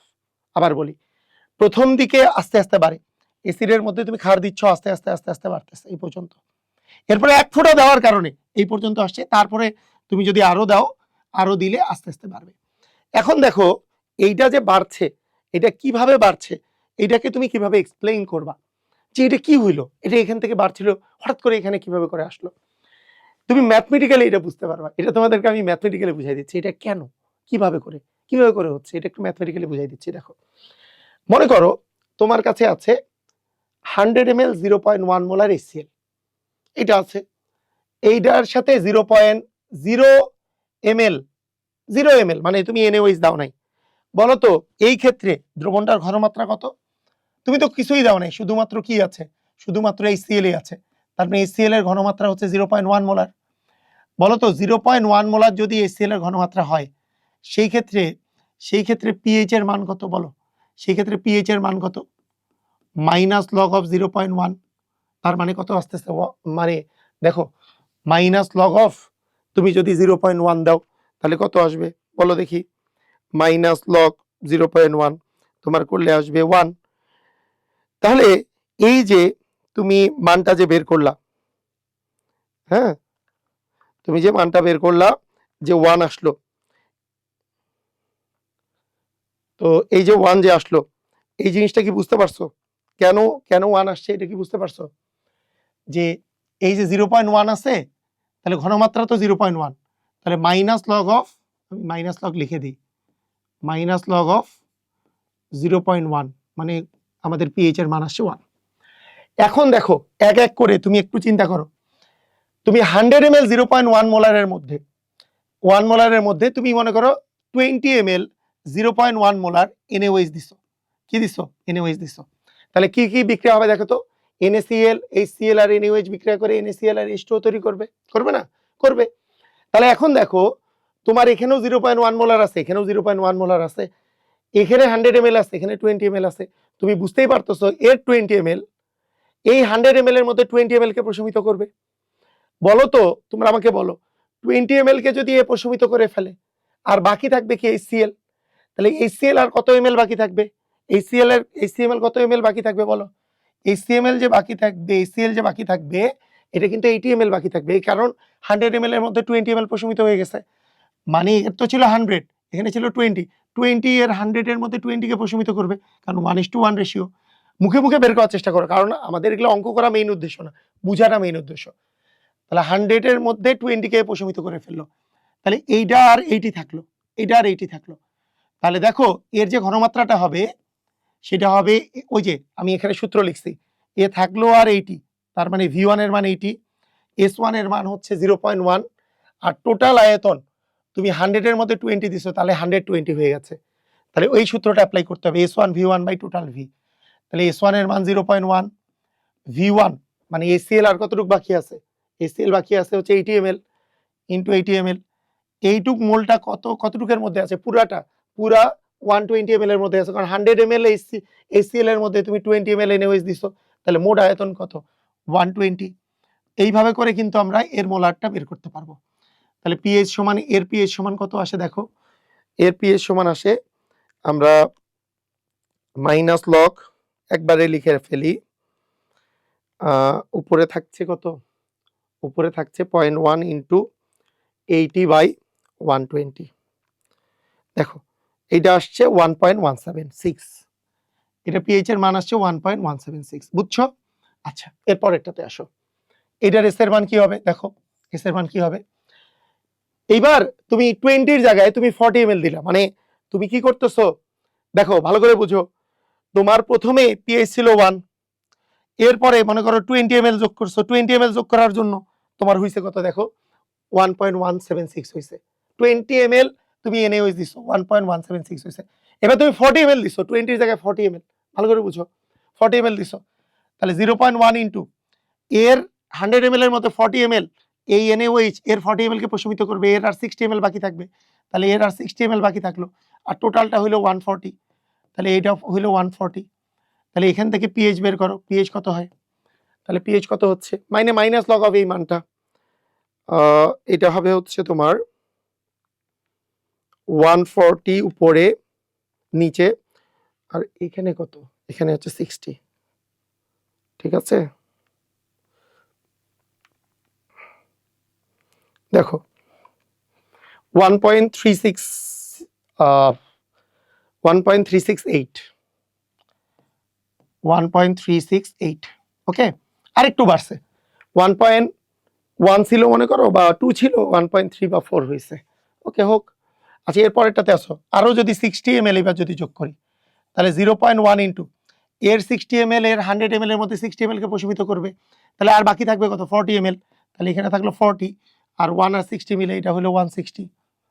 তাহলে এখানে পিএইচ কত হয়, মাইনাস লগ অফ এটা দিলে এখানে আসবে 160, উপরে আসবে 40, এখানে আসে 1.60, 1.60। এখানে কত আসে দেখো, এর 80, এর 100 এর মধ্যে 80 কে প্রশমিত করবে, তাহলে আর 20 বাকি থাকবে, আর টোটালটা হবে 180, টোটালটা হবে 180। তাহলে পিএইচ কত হয় দেখো, বিষয়টা বুঝবা, খুবই মজা পাবা এখানে, এখানে ঘটনাটা দেখলে মজা লাগবে। এর মধ্যে কিন্তু আর 20 বাকি আছে, উপরে থাকতেছে 20, তার মানে 1.95, এটা আসবে 1.95। ওকে, এইবার দেখো আমি যোগ করতেছি, কিন্তু দেখো ভালো করে, আমি প্রথমে যোগ করছি, মানে যখন 0 তখন মনে করো 1, তারপরে 20 ml যোগ করছি, 1.17 আসছে, আরো 20 ml মানে 40 ml যোগ করছি, তখন বাড়তেছে, বাড়তে বাড়তে দেখো এইবার আমরা কি করছি, 99 ml যোগ করে ফেলছি, 99 ml, তার মানে কি 100 ml এর মধ্যে 99 ml কে প্রশমিত করবে, তাহলে আর বাকি থাকবে কত ml, 1 ml। তাহলে 0.1 ইন্টু 1 ml, আর এখানে হবে 199। এখানে দেখো মোলারিটি কত আসে, মোলারিটি কত আসে, মোলারিটি আসবে তোমার, এখানে আসতেছে নিচে 199, এখানে আসতেছে কত 1, 3.3, এটা আসে 3.3। এবার দেখো এটা আসছে 3.3, ঠিক আছে। তাহলে আমরা এরকম বলতে পারি যে এইখানে 100 ml যদি 100 ml কে প্রশমিত করে, তাহলে তো নিউট্রালাইজ হয়ে গেল। এই ক্ষেত্রে পিএইচ কত, নিউট্রালাইজ হয়ে গেলে পিএইচ এর মান কত, 7। যখন 100 ml 100 ml ই নিবা, এইটাও 100 ml 0.1 মোলার, এইটাও 100 ml 0.1 মোলার, মানে দুইটাকে প্রশমিত করলো, তার মানে এটার পিএইচ কত, 7। এরপরে তুমি জাস্ট 101 ml নিলা, তাহলে কি হলো, এটা কি ক্ষারীয় হয়ে গেল, এবার কিন্তু আর অ্যাসিডিক নাই, কারণ এর চেয়ে তুমি বেশি নিয়ে নিছো, কত এমএল বেশি, এইটাও 1 ml বেশি আছে, এটা হচ্ছে ক্ষারীয়, উপরের গুলো ছিল অম্লীয়, এটা তো 7, এটা হলো ক্ষারীয়। তাহলে ক্ষারীয়তে কত আসে, ক্ষারীয়তে আসে, এইটা তো 101 এর মধ্যে 100 কে প্রশমিত করবে, এইটা আর 1 বাকি থাকবে, তাহলে 0.1 ইন্টু 1 বাই 100 প্লাস 101 মানে 201 এত মোলার। কিন্তু এইটা আমরা যে পাবো, যেহেতু এটা ক্ষারীয়, তার মানে পিওএইচ এর ভ্যালু পাবো, পিওএইচ ইকুয়াল হবে, এইবার পিওএইচ ইকুয়াল হবে কত, পিওএইচ ইকুয়াল, কারণ ক্ষারীয় হইলে তো পিওএইচ ইকুয়াল হবে 3.3। তাহলে বলো তো পিএইচ কত হবে, আমরা জানি পিএইচ প্লাস পিওএইচ ইকুয়াল 14, 3.3 বাদ দাও, তাহলে কত আসে 10.7। এই কথার অর্থ কি, এইবার খেয়াল করো এই কথার অর্থ কি, এই কথাটার অর্থ হলো তুমি একটু খেয়াল করো, ভালো করে মনোযোগ দিয়ে খেয়াল করো, এই জিনিসটাকে আমরা আরো মডিফাই করি। দেখো এই জিনিসটাকে, হ্যাঁ গুড, মডিফাই করি কিরকম, দেখো এখন আমরা আঁকার চেষ্টা করি। আমাদের যখন শুধুমাত্র NaCl ছিল, NaClটা ছিল 0 ml NaOH দিচ্ছি, শুধু NaHCl ছিল, NaCl বলতেছে HCl ছিল, তখন পিএইচ ছিল 1। মনে করো এখান থেকে আমি শুরু করছি, এইখান থেকে জিনিসটা শুরু করছি, এই যে পিএইচটা ছিল মনে করো 1, এই বরাবর ছিল। এরপরে আস্তে আস্তে আমি NaOH ঢালা শুরু করছি, NaOH ঢালতেছি, কি হচ্ছে দেখো, 20 ml ঢালছি, পিএইচ হইছে 1.17, 40 ml ঢালছি 1.13, 60 ml ঢালছি 1.6, 80 ml ঢালছি 1.95, 99 ml ঢালছি 3.3। 99 ml এর পরে জাস্ট 1 ml এর জন্য এটা 7, তারপরে 1 ml এর জন্য 10.7। এই কথার অর্থ কি, এই কথার অর্থ হইলো 1 থেকে যখন শুরু হয়েছিল বাড়তেছিল, এটা বাড়ছিল, বাড়তে বাড়তে বাড়তে বাড়তে বাড়তে বাড়তে বাড়তে যখনই 3.7 এর পরে একটা ফোঁটা পড়ছে, সেই একটা ফোঁটার দরুন সেইটা যখনই নিউট্রালাইজ হইছে, তারপরে নিউট্রালাইজ হওয়ার পরে জিনিসটা এইরকম করে লাভ দিছে। এরপরে জিনিসটা কিরকম করে লাভ দিছে বলতো, এইরকম করে আমাদের আসলে গেছে, এইরকম জিনিসটা।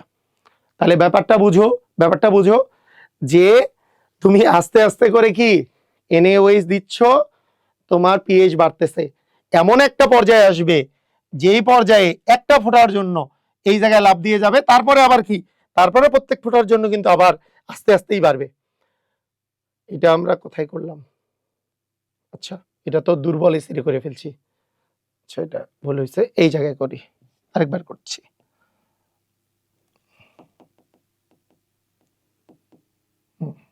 এই জায়গায় হবে, মানে এটা 1 থেকে এটা গেল, বাড়তেছে বাড়তেছে বাড়তেছে, মনে করো 3.3 তে আসছে। 3.3 তে আসার পরে একটা ফোটার জন্য সে লাভ দিয়ে 7 পার করে চলে যেয়ে এইটা কিন্তু 10.7 হয়েছে, তারপরে এটা এখানে বাড়তেছে। তাহলে এটাই হচ্ছে সবল এসিড এবং সবল ক্ষারের জন্য গ্রাফের সিস্টেমটা। বুঝছো? ক্লিয়ার? এখন যদি যদি যে কোনো একটা দুর্বল হয় তাহলে জিনিসটা কি হবে? তুমি একটা জিনিস দেখো খেয়াল করে, এখানে আমি যদি বলি সবল এসিড এবং দুর্বল ক্ষার, এটা যদি বলি সবল এসিড এবং দুর্বল ক্ষার, যেমন তোমাকে এইটার কথা যদি আমি বলি যে একটা সবল এসিড আছে মানে HCl আছে, এবং তার সাথে একটা দুর্বল ক্ষার আছে, যেমন অ্যামোনিয়া দ্রবণ। অনেক সময় আমরা এটাকে NH4OH আকারে লিখি, কিন্তু এটা মূলত অ্যামোনিয়া দ্রবণ আকারে থাকে। তো এইটা যদি বলি, এটা হচ্ছে সবল, এটা হচ্ছে দুর্বল। তো দেখো, এইটা যে সবল এসিডের ক্ষেত্রে আমাদের কি জানি 1 থেকে শুরু হবে। এই 1 থেকে শুরু হয়ে জিনিসটা এরকম দাঁড়াবে, আস্তে আস্তে বাড়াবো বাড়াবো বাড়াবো বাড়াবো বাড়াবো বাড়াবো, এরকমই দাঁড়াবে। বাড়ানোর পরে যখন প্রশমন বিন্দুটা অতিক্রম করবে, এইটার ক্ষেত্রে জিনিসটা ওই রকম পর্যন্ত যাবে না, ওই রকম পর্যন্ত যাবে না। কোন পর্যন্ত যাবে না? দেখো ভালো করে, মানে এইটাও বাড়ছিল, এইটার প্রথম দিকে একই রকম ছিল, এইটাও প্রথম দিকে কি রকম ছিল? একই রকম ছিল, দেখো একই রকম ছিল। তারপরে এইটা বাড়ছে, বেড়ে এইটা কিন্তু আর উপরের দিকে বেশি দূর যাবে না। কেন? আমার এখানে দুর্বল ক্ষার আছে, দুর্বল ক্ষারের সম্পূর্ণ বিয়োজিত হলেও কিন্তু তোমার আগের মতো বিয়োজিত হইতে পারবে না। যে সম্পূর্ণ বিয়োজিত হইলে যেমন সবল ক্ষারের পিএইচ তো অনেক বেশি ওইদিকে থাকে, 14 দিকে থাকে, ও তো ওইদিকে যাবে না। এই যেহেতু দুর্বল ক্ষারের সাথের কাছাকাছি যেই তোমার মানে গ্রাফটা এটা ফ্ল্যাট হয়ে যাবে।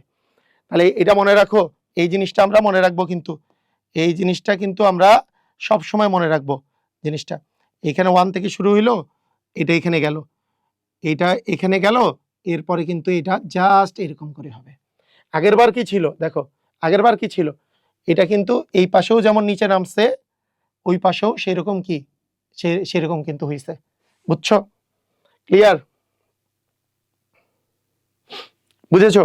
পারবা? এই জিনিসটা কিন্তু আমাদের মাথায় রাখতে হবে যে এইখানে এইটা কিন্তু এই জায়গাতেই তোমার ফ্ল্যাট হয়ে গেছে। আচ্ছা, আরেকটা যদি কাহিনী হয়, দুর্বল এসিড সবল ক্ষার। দুর্বল এসিড মানে মিথানোয়িক অ্যাসিড বা ইথানোয়িক অ্যাসিড যদি হয়, মিথানোয়িক অ্যাসিড বা ইথানোয়িক অ্যাসিড যদি হয়, তাহলে মিথানোয়িক অ্যাসিড ও একটা সবল ক্ষার, বা ইথানোয়িক অ্যাসিড এবং একটা সবল ক্ষার মানে NOH। এইবার কি হবে? সবল ক্ষারের জন্য এই পাশের পয়েন্টগুলা, এই পাশের পয়েন্টটা ঠিক থাকবে। সবল ক্ষারের জন্য কি এই পাশের পয়েন্টটা বেশি হবে, কিন্তু দুর্বল অ্যাসিড যেহেতু, যদি দুর্বল অ্যাসিড হয় তাহলে এই নিচের পয়েন্টটা বেশি কমবে না, তার আগেই এটা ফ্ল্যাট হয়ে যাবে। আর যদি যদি তোমার দুর্বল অ্যাসিড দুর্বল ক্ষার হয়, যদি দুর্বল অ্যাসিড দুর্বল ক্ষার হয়, তাহলে একেবারে কোনো পাশেই তোমার বেশি দূর যাবে না, এটা জাস্ট দুই ক্ষেত্রেই এরকম হয়ে যাবে। এইটাকে অনেক সময় আমরা, এই গ্রাফটাকে আমরা অনেক সময় দেখো, এই যে সবগুলা যে গ্রাফ আঁকলাম, আমরা সবগুলা গ্রাফ যে আঁকলাম, এই সবগুলা গ্রাফকে তুমি কিন্তু একটার মাধ্যমেও তুমি রিপ্রেজেন্ট করতে পারো, একটার মাধ্যমে রিপ্রেজেন্ট করতে পারো। কিরকম? দেখো, যখন সবল এসিড সবল ক্ষার, ভালো করে দেখো, যখন সবল এসিড সবল ক্ষার 1 থেকে শুরু হইলো, এইটা এই জায়গায় আসলো, এই জায়গায় এসে এটা কি করলো, এটা আস্তে আস্তে বাড়তে বাড়তে বাড়তে বাড়তে এই জায়গায় গেল, তারপরে এটা হচ্ছে তোমার সবল এসিড সবল ক্ষার। বুঝছো? তো এটা হলো তোমার নিচেরটা হচ্ছে স্ট্রং অ্যাসিড, আর এটা হচ্ছে স্ট্রং বেস, সবল অ্যাসিড সবল ক্ষার। বুঝছো? আর যে কোনো একটা যদি দুর্বল হয়, মনে করো অ্যাসিডটা দুর্বল, তাহলে অ্যাসিডটা দুর্বলের জন্য তোমার কি হবে, এইটা এরকম ফ্ল্যাট হয়ে যাবে। এটা যদি অ্যাসিডটা দুর্বল হয় তাহলে উইক অ্যাসিড, এই যে পিএইচ এর মান, এটা উইক অ্যাসিড। তাহলে দেখো এইটুক দিয়ে আমরা কি কি পাচ্ছি, সবল অ্যাসিড সবল ক্ষারের গ্রাফ এরকম এরকম করে যে এরকম, দুর্বল অ্যাসিড সবল ক্ষারের গ্রাফ এরকম, দুর্বল অ্যাসিড সবল ক্ষারের গ্রাফ এরকম। এখন আমি যদি বলি দুর্বল ক্ষারের বেলা কি হবে, দেখো দুর্বল ক্ষারের বেলা যেটা হবে এটা এখানে যে এরকম হবে, এটা হবে উইক বেস। তার মানে এখানে কিন্তু তুমি চারটা কম্বিনেশন পাচ্ছ। তুমি যদি স্ট্রং অ্যাসিড স্ট্রং বেস বলো, এই দিক দিয়ে যে এই জায়গায় যাবা, স্ট্রং অ্যাসিড উইক বেস বলো তাহলে এই জায়গায় যে এই জায়গায় যাবা। তুমি যদি উইক অ্যাসিড স্ট্রং বেস বলো তাহলে এই জায়গায় যে এই জায়গায় যাবা। উইক অ্যাসিড উইক বেস তাহলে তুমি এই জায়গায় যে এই জায়গায় যাবা। এগুলো হচ্ছে তোমার সিস্টেম। তাহলে এইটা হচ্ছে টাইট্রেশন গ্রাফ, এটা হচ্ছে টাইট্রেশন গ্রাফ। এখন এই যে টাইট্রেশন গ্রাফে যেই জায়গায় বর্ণ পরিবর্তনটা হয়, যে জায়গায় বর্ণ পরিবর্তনটা হয়, এই বর্ণ পরিবর্তনটা তুমি যে দেখতেছো, এই যে বর্ণ পরিবর্তনটা যে দেখছো, কিসের বর্ণ পরিবর্তন হয়? আর তুমি তুমি মানে টাইট্রেশন গ্রাফে আমরা যে একটা বর্ণ পরিবর্তনের কথা বলি সেটা হচ্ছে ইন্ডিকেটর বা নির্দেশক। এটার মাধ্যমে আসলে সমাপ্তি বিন্দু বা প্রশমন বিন্দু নির্দেশ করা যায়। তো এখন আসো আমি একটু নির্দেশক নিয়ে কথা বলবো। এখন কি নিয়ে কথা বলবো বলো তো? নির্দেশক নিয়ে একটু কথা বলবো। আসো, তোমরা কি গ্রাফ চার্টটা বুঝছো? ক্লিয়ার? গ্রাফ চার্টটা বুঝেছো? কিভাবে করে গ্রাফ চার্টটা এসছে সবাই বুঝেছো কিনা তো আমাকে জানাও। মানে যদি তোমার স্ট্রং অ্যাসিড স্ট্রং বেস হয়, এই যে নিচ থেকে টান দিয়ে এরকম হবে। এটা কেন হয় ওটার এক্সপ্লেনেশন দিছি। যদি স্ট্রং অ্যাসিড থাকে তাহলে নিচ থেকেই শুরু হবে, উইক বেস হলে এই জায়গাতেই ফ্ল্যাট হয়ে যাবে। আর যদি উইক অ্যাসিড হয় তাহলে এই জায়গা থেকে শুরু হবে, কিন্তু স্ট্রং বেস হলে উপরে যাবে। উইক অ্যাসিড উইক বেসে জাস্ট এরকম, চারটাই একসাথে করলে জিনিসটা এরকম। বুঝছো? ক্লিয়ার? পারবা? ওকে, ঠিক আছে। এইবার খেয়াল করো যে নির্দেশক জিনিসটা কি বা ইন্ডিকেটর বিষয়টা কি। নির্দেশক হচ্ছে এমন একটা জিনিস, এটা মূলত যৌগ একটা বা জৈব যৌগ বলা যাইতে পারে। স্পেশালি এটা একটা জৈব যৌগ পড়ানোর সময় মিথাইল রেড, মিথাইল অরেঞ্জ এগুলো পড়বা। তো এগুলো কাপলিং যৌগ, কাপলিং বিক্রিয়ার মাধ্যমে তৈরি হয়। তো এই যে নির্দেশকগুলা যে আছে, নির্দেশকগুলা কি আসলে? নির্দেশকগুলা হচ্ছে, এরা যদি তোমাকে বলা হয় প্রশমন বিক্রিয়া মানে অ্যাসিড ক্ষারের বিক্রিয়া, এই বিক্রিয়া অথবা জারণ বিজারণ বিক্রিয়া। তো যদি আমি প্রশমন বিক্রিয়ার কথা বলি, তারা অ্যাসিডে অম্লীয় মাধ্যমে এক ধরনের বর্ণ প্রদর্শন করে, ক্ষারীয় মাধ্যমে আরেক ধরনের বর্ণ প্রদর্শন করে। তো এই যে বর্ণটা প্রদর্শন করতেছে ভিন্ন মাধ্যমে ভিন্ন রকম, এরা জাস্ট বর্ণ পরিবর্তনের মাধ্যমে, তোমরা সিগনিফিকেন্ট একটা বর্ণ পরিবর্তন ঘটে, এটার মাধ্যমে প্রশমন বিন্দু নির্দেশ করে। প্রশমন বিন্দু মানে এখানে প্রশমিত হয়ে গেছে। তুমি মনে করো অ্যাসিড আর ক্ষার, তুমি মনে করো একটা অ্যাসিড আছে, একটা ক্ষার ঢালছো, কখন পূর্ণ প্রশমিত হয়েছে তুমি বুঝতেই পারলা না। তাহলে তো তুমি তো বুঝতে পারবা না যে আসলে কখন শেষ বিন্দু আসছে। যখনই বর্ণ পরিবর্তন হয়ে গেল তখনই বুঝতে না না না স্টপ, এই সময় যতটুকু তুমি ঢালছো, যতটুকু তুমি আসলে ক্ষার ঢালছো বা অ্যাসিড ঢালছো, এটাই এইটুকুকে প্রশমিত করে ফেলছে।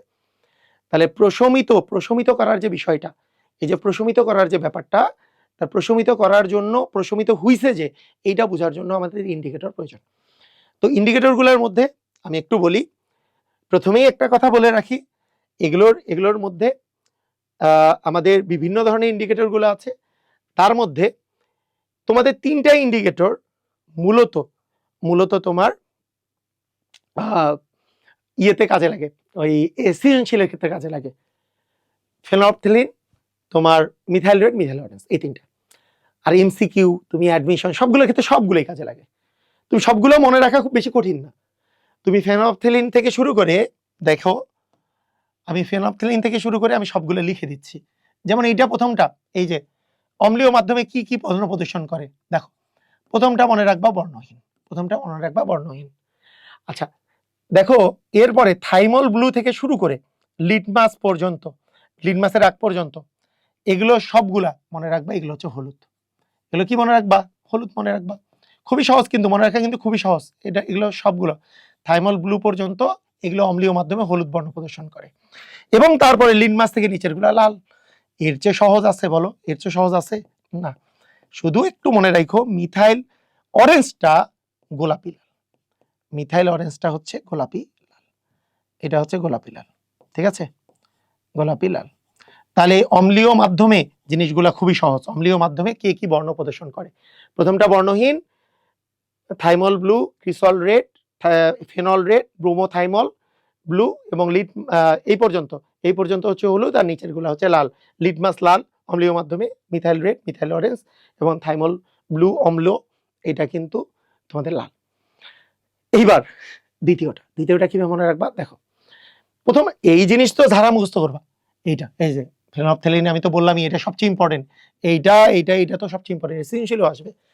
এটা হচ্ছে লালচে বেগুনি।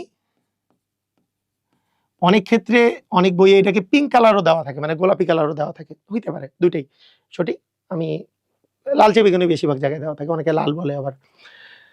আচ্ছা, বাকিগুলোর ক্ষেত্রে আমি একটু বলি। এই থাইমল ব্লু ক্ষার এবং ব্রোমোথাইমল ব্লু, এই দুইটাতে ব্লু আছে না, এই দুইটা হচ্ছে নীল। তবে নিচেও একটা ব্লু আছে, থাইমল ব্লু অম্ল, এটা কিন্তু নীল না। ব্রোমোথাইমল ব্লু, এই দুইটা হচ্ছে তোমার নীল।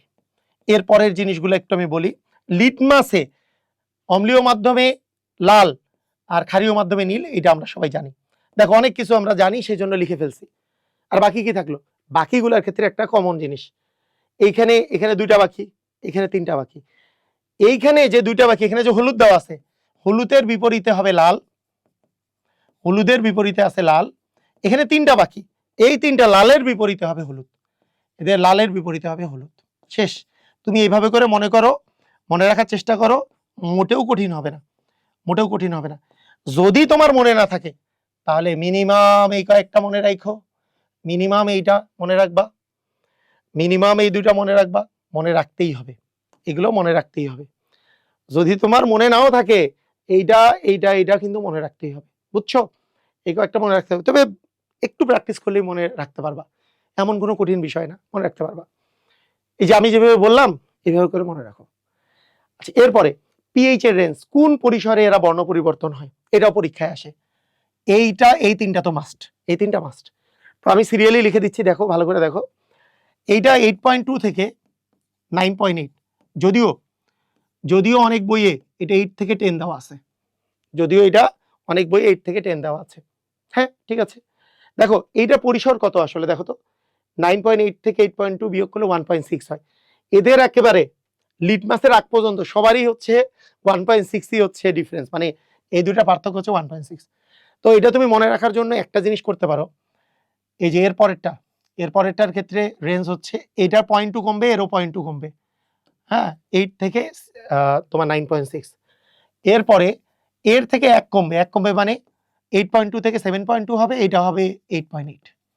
আচ্ছা, এরপরে এর থেকে 0.4 কমবে, 0.4 মানে 6.8 থেকে এরও 0.4 কমবে, তাহলে হবে 8.4। ব্রোমোথাইমল ব্লুতে এটা 6 থেকে শুরু হয়, 6 থেকে 1.6 তো ডিফারেন্স, সবগুলোতে 1.6 ডিফারেন্স, মানে এর সাথে 1.6 যোগ করলে এটা হবে, এর সাথে 1.6 যোগ করলে এটা, এর সাথে 1.6 যোগ করলে এটা। মনে রাখা খুব বেশি কঠিন না, কিন্তু জাস্ট কয়েকবার লিখবা হয়ে যাবে। আচ্ছা, লিটমাসের ক্ষেত্রে 6 থেকে 8, লিটমাসের ক্ষেত্রে 6 থেকে 8। আচ্ছা, তোমাদেরকে বলছি লিটমাস 6 থেকে 8, এটা মোটামুটি মনে রেখো। আচ্ছা, আমি তো বলছি যে সবচেয়ে ইম্পর্টেন্ট কোনগুলো, সবচেয়ে ইম্পর্টেন্ট উপরেরটা, এই দুটা ইম্পর্টেন্ট, এগুলো তো মনে রাখতেই হবে। এই দুইটার ক্ষেত্রে আমি একটা সিস্টেম বলি। মিথাইল অরেঞ্জের বেলা এটা মনে রাখবা 3.1 থেকে 4.4। আচ্ছা, 0.1 আর 0.4 নিয়ে নিলাম না, এদের মাঝখানে আর কি কি আছে, 0.2 আর 0.3, এইটা হবে 4.2 থেকে 6.3। আচ্ছা, আর লাস্টেরটা হচ্ছে থাইমল ব্লু অম্ল, এটা হচ্ছে 1.2 থেকে 2.8, এইটারও 1.6 ডিফারেন্স, এটারও 1.6 হচ্ছে ডিফারেন্স।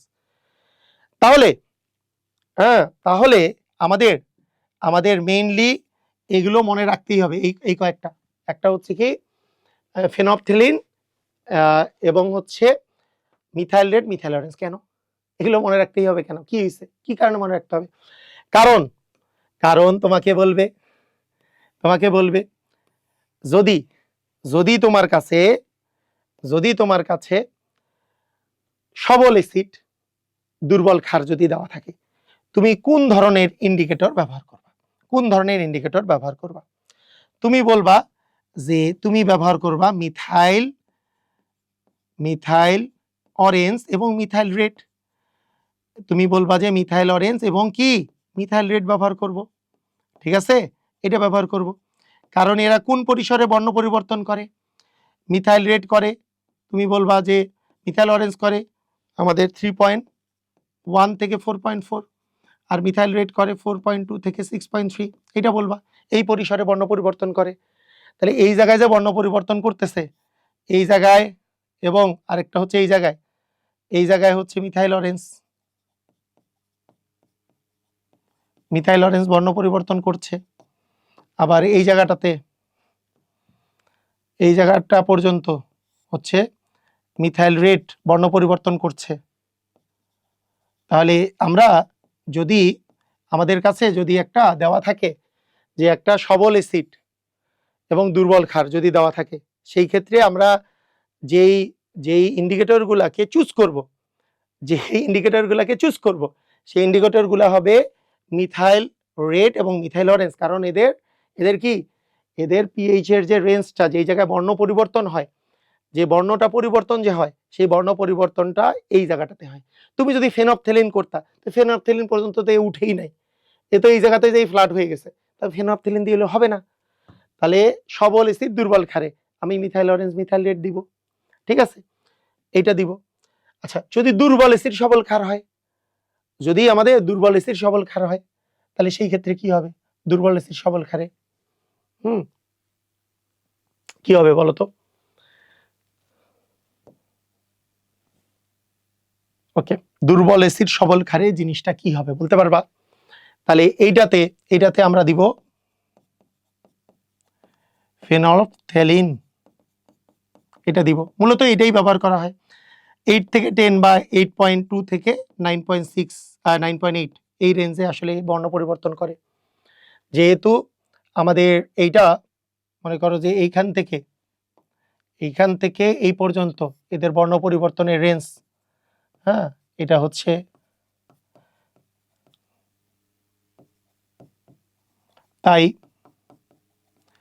তাই তোমার হঠাৎ যে বর্ণ পরিবর্তনের মাধ্যমে তুমি বুঝবা যে এটা প্রশমন বিন্দু চলে আসছে। আচ্ছা, এখন তোমাকে যদি আমি বলি তোমার সবল অ্যাসিড সবল ক্ষারে কি হবে? সবল অ্যাসিড সবল ক্ষার যদি তুমি নাও, তাহলে কি হবে?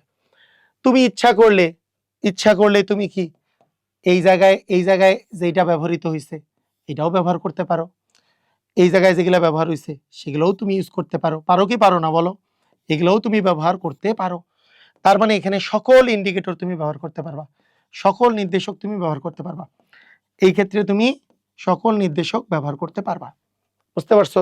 এক্ষেত্রে সকল নির্দেশক ব্যবহার করা যাবে। আর এই ক্ষেত্রে কি তুমি যখন তোমার সবল অ্যাসিড থাকবে, তখন যাদের রেঞ্জ পিএইচ এর চেয়ে কম, সেগুলো সবল অ্যাসিডের ক্ষেত্রে পিএইচ এর মান যার পরিসরে, যেগুলা পিএইচ এর পরিসর 7 এর চেয়ে কম আছে, সেগুলো ব্যবহার করতে পারবা। আর যখন সবল ক্ষার দেওয়া থাকবে দুর্বল অ্যাসিড, তখন যার কি পিএইচ এর রেঞ্জটা তোমার 7 এর চেয়ে বেশি আছে, সেই জিনিসগুলো তুমি ব্যবহার করতে পারবা। তো এটা ফেনফথেলিন হইতে পারে, তোমার কি হইতে পারে বলতো? থাইমল ব্লু ক্ষার হইতে পারে, থাইমল ব্লু অ্যাসিড কিন্তু না, থাইমল ব্লু ক্ষার হইতে পারে। এগুলো তুমি মাথায় রাখবা, এগুলো তোমার হইতে পারে 8 থেকে 9.6 বর্ণ পরিবর্তন করে। বুঝছো? ক্লিয়ার? পারবা? এইবার আমরা দেখব নির্দেশকের ভূমিকা এবং পরিসর। নির্দেশক আমরা কি কারণে ব্যবহার করি? নির্দেশক ব্যবহার করি যে সমাপ্তি বিন্দু নির্দেশ করার জন্য, যে সমাপ্তি বিন্দুতে তোমার হঠাৎ করে বর্ণ পরিবর্তন হবে, এতে আমরা বুঝে যাব যে না, এখানে আমাদের প্রশমন শেষ হয়ে গেছে, এখানেই আমাদেরকে স্টপ করতে হবে, এখন আমাকে মেজার করতে হবে যে কতটুকু আসলে অ্যাসিড বা ক্ষার লাগলো পূর্ণ প্রশমিত হতে। এটাই তো বিষয়। তো এটার এই যে আমরা যখন নির্দেশক ব্যবহার করছি, এই নির্দেশকগুলো কিন্তু একটু দুর্বল অ্যাসিড বা ক্ষার, জৈব অ্যাসিড বা জৈব ক্ষার, এগুলো দুর্বল। তো আমি যদি একটা অ্যাসিডিক, আমি মনে করি ইন্ডিকেটরের কথা বলি, অ্যাসিডিক ইন্ডিকেটর, তো এইটাকে আমি যদি বলি জলীয় মাধ্যমে, এটা জলীয় দ্রবণে আমরা এইভাবে করে যদি দেই, এটার সাথে জলীয় দ্রবণে এইটা হবে H3O+ এবং হচ্ছে IN-, এটা হবে। তো এখন দেখো, এই অবস্থায় আমরা যদি সাম্যধ্রুবক বের করি, ইন্ডিকেটরের সাম্যধ্রুবক যদি আমরা বের করি, তাহলে কি হবে? এই বিক্রিয়াটার সাম্যধ্রুবক যদি আমরা বের করি, তাহলে H3O+ হচ্ছে ইনটু হচ্ছে ইন্ডিকেটর উৎপাদের ঘনমাত্রা বাই হচ্ছে তোমার বিক্রিয়কের ঘনমাত্রা। এই তো কাহিনী, তাই না? এটা এখন আমরা একটু কাজ করি, সেটা হচ্ছে এখানকার H3O+ সমান লিখবো, এই দুটাকে এই পাশে নিয়ে আসবো। তাহলে H3O+টা আমি আগে বাম পাশে লিখে ফেললাম H3O প্লাস সমান কে ইন্ডিকেটর ইনটু এটাকে এই পাশে নিয়ে যাচ্ছি, তাহলে HIN এর ঘনমাত্রা বাই তোমার ইন্ডিকেটরের আয়নের ঘনমাত্রা। এখন এখান থেকে দুই পাশে যদি আমরা লগ নিই তাহলে minus log of H3O plus minus log of KIN,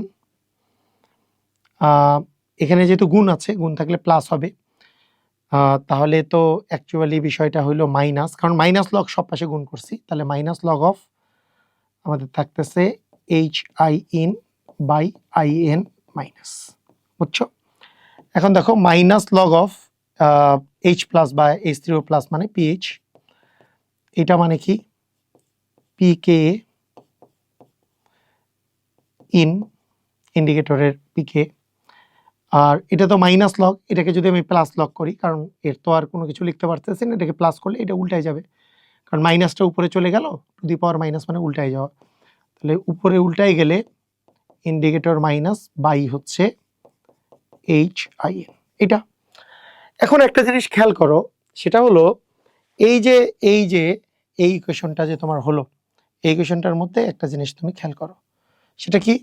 সেটা হলো এই ইন্ডিকেটর এই যে এটা অনেকটা বাফার দ্রবণে হেন্ডারসন হ্যাজেলবার্গ সূত্রের মতো না, যে PH equal PK plus log of ওই যে নিচে থাকে অ্যাসিড উপরে থাকে লবণ, বা এই অ্যাসিডের অনুবন্ধী হার থাকে চ্যাপ্টার 4 মানে রাসায়নিক পরিবর্তন চ্যাপ্টারের মতো।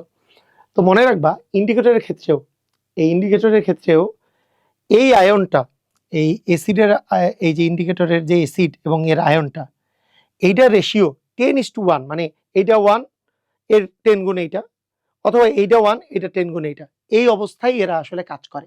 এদের বর্ণ পরিবর্তনটা মানে একটা আরেকটার তুলনায় 10 রেঞ্জের বেশি হওয়া যায় না, এইটার তুলনায় যদি এটা 20 গুণ হয়ে যায় বর্ণ আসলে দেখাবে না, এটার চেয়ে এটা 10 গুণ হয়ে গেলে, 10 গুণের চেয়ে বেশি হয়ে গেলে এটা দেখায় না, রাফ একটা এস্টিমেশন হচ্ছে 10 গুণ। তাহলে আমরা বলতে পারি একটা কেসে যে এ এর চেয়ে যদি 10 গুণ হয়, মনে করো এ এটার চেয়ে 10 গুণ, কিরকম? যে ইন্ডিকেটর মাইনাস অফ, দেখো এই indicator minus by ion by হচ্ছে HIN, এইটা ইকুয়াল মনে করো 10/1 যদি হয়, মানে এটার চেয়ে এটা 10 গুণ, তাহলে এটার মান কত হয়ে যাবে? 10। তাহলে দেখো তো PH কত হবে? PH ইকুয়াল কি হবে? PH ইকুয়াল PK প্লাস, দেখো তো লগ অফ 10 মানে কি? লগ 10 মানে 1, তাহলে PH ইকুয়াল হবে PK প্লাস লগ অফ 1, এটা হয়ে যাবে। আবার যদি উল্টাটা হয়, মনে করো এইটার তুলনায় HIN এর পরিমাণ এটা 1/10 যদি হয়, তাহলে PH কত হয়? দেখো PH equal PK plus, PK বলতে P, এটা কিন্তু ইন্ডিকেটর ইন। এখন দেখো এই জায়গায় এটার চেয়ে এটা 10 গুণ, তাহলে 1/10 মানে 10 টু দি পাওয়ার -1, তাহলে -1টা সামনে চলে আসলো, লগ 10 মানে তো 1, তার মানে এখানে কি আসবে? -1, তার মানে এটার মান আসবে -1। তাহলে দেখো বর্ণ পরিবর্তনটা যে হয়, এইটা লিটমাসে আমরা সাধারণত যে বর্ণ পরিবর্তনগুলো দেখি, আমরা রাফলি আমরা এস্টিমেট করলে আমরা বলতে পারি এটার পিএইচ এর রেঞ্জ কত থেকে, মানে কতটুকু পিএইচ রেঞ্জে আসলে এদের বর্ণ পরিবর্তন হওয়া সম্ভব। ওটার হাইয়েস্ট লিমিট হচ্ছে এটার তুলনায় ওটা 10 গুণ হবে, এটা লোয়েস্ট লিমিট হচ্ছে এটা 1 এর তুলনায় এটা 10 গুণ হবে। তার মানে হয় ইন্ডিকেটরের যে পিকের মানটা আছে সেটার চেয়ে +1 হবে, বা ইন্ডিকেটর -1 হবে। তার মানে এটার যে ডিফারেন্সটা, পিএইচ এর ডিফারেন্সটা কত হচ্ছে, এটা থেকে এটা যদি বিয়োগ করো, এটা কাটা যাচ্ছে, এইটা +1 আছে, এটা মাইনাসটা +1 হয়ে গেল, তার মানে এটার পিএইচ এর পরিবর্তন কত বলো তো? পিএইচ এর যে পরিসর, এইটার পিএইচ এর পরিসর হচ্ছে 2, তাহলে 2 পিএইচ পরিসরে এটা আসলে বর্ণ পরিবর্তন করে, 2 বর্ণ পিএইচ পরিসরে এটা বর্ণ পরিবর্তন করে। কিভাবে 2 আসছে বলো? কিভাবে 2 আসছে? এটা থেকে এটা বিয়োগ করে দাও, তাহলে ইন্ডিকেটর বাদ, তাহলে 1 -1, এটা তো +1 হয়ে যাবে, 1 1 এ 2, তার মানে 2 পিএইচ মানে রেঞ্জে এরা আসলে বর্ণ পরিবর্তন করে। তোমাদের এতটুকুই তোমাদের নির্দেশক সম্পর্কে জানলেই হবে। এটা কম আসে, আগেরটা খুব ইম্পর্টেন্ট, ভেরি ইম্পর্টেন্ট, ভালো করে লিখে দিবা। আর একটা পার্ট আমাদের বাকি থাকলো, সেটা হচ্ছে বিয়ার ল্যাম্বার্ট এবং লাস্টের ওই পার্টটা। তো এটার উপরে আর একটা ক্লাস হবে, একটা ক্লাস হলেই আমাদের এই চ্যাপ্টার পুরোপুরি শেষ।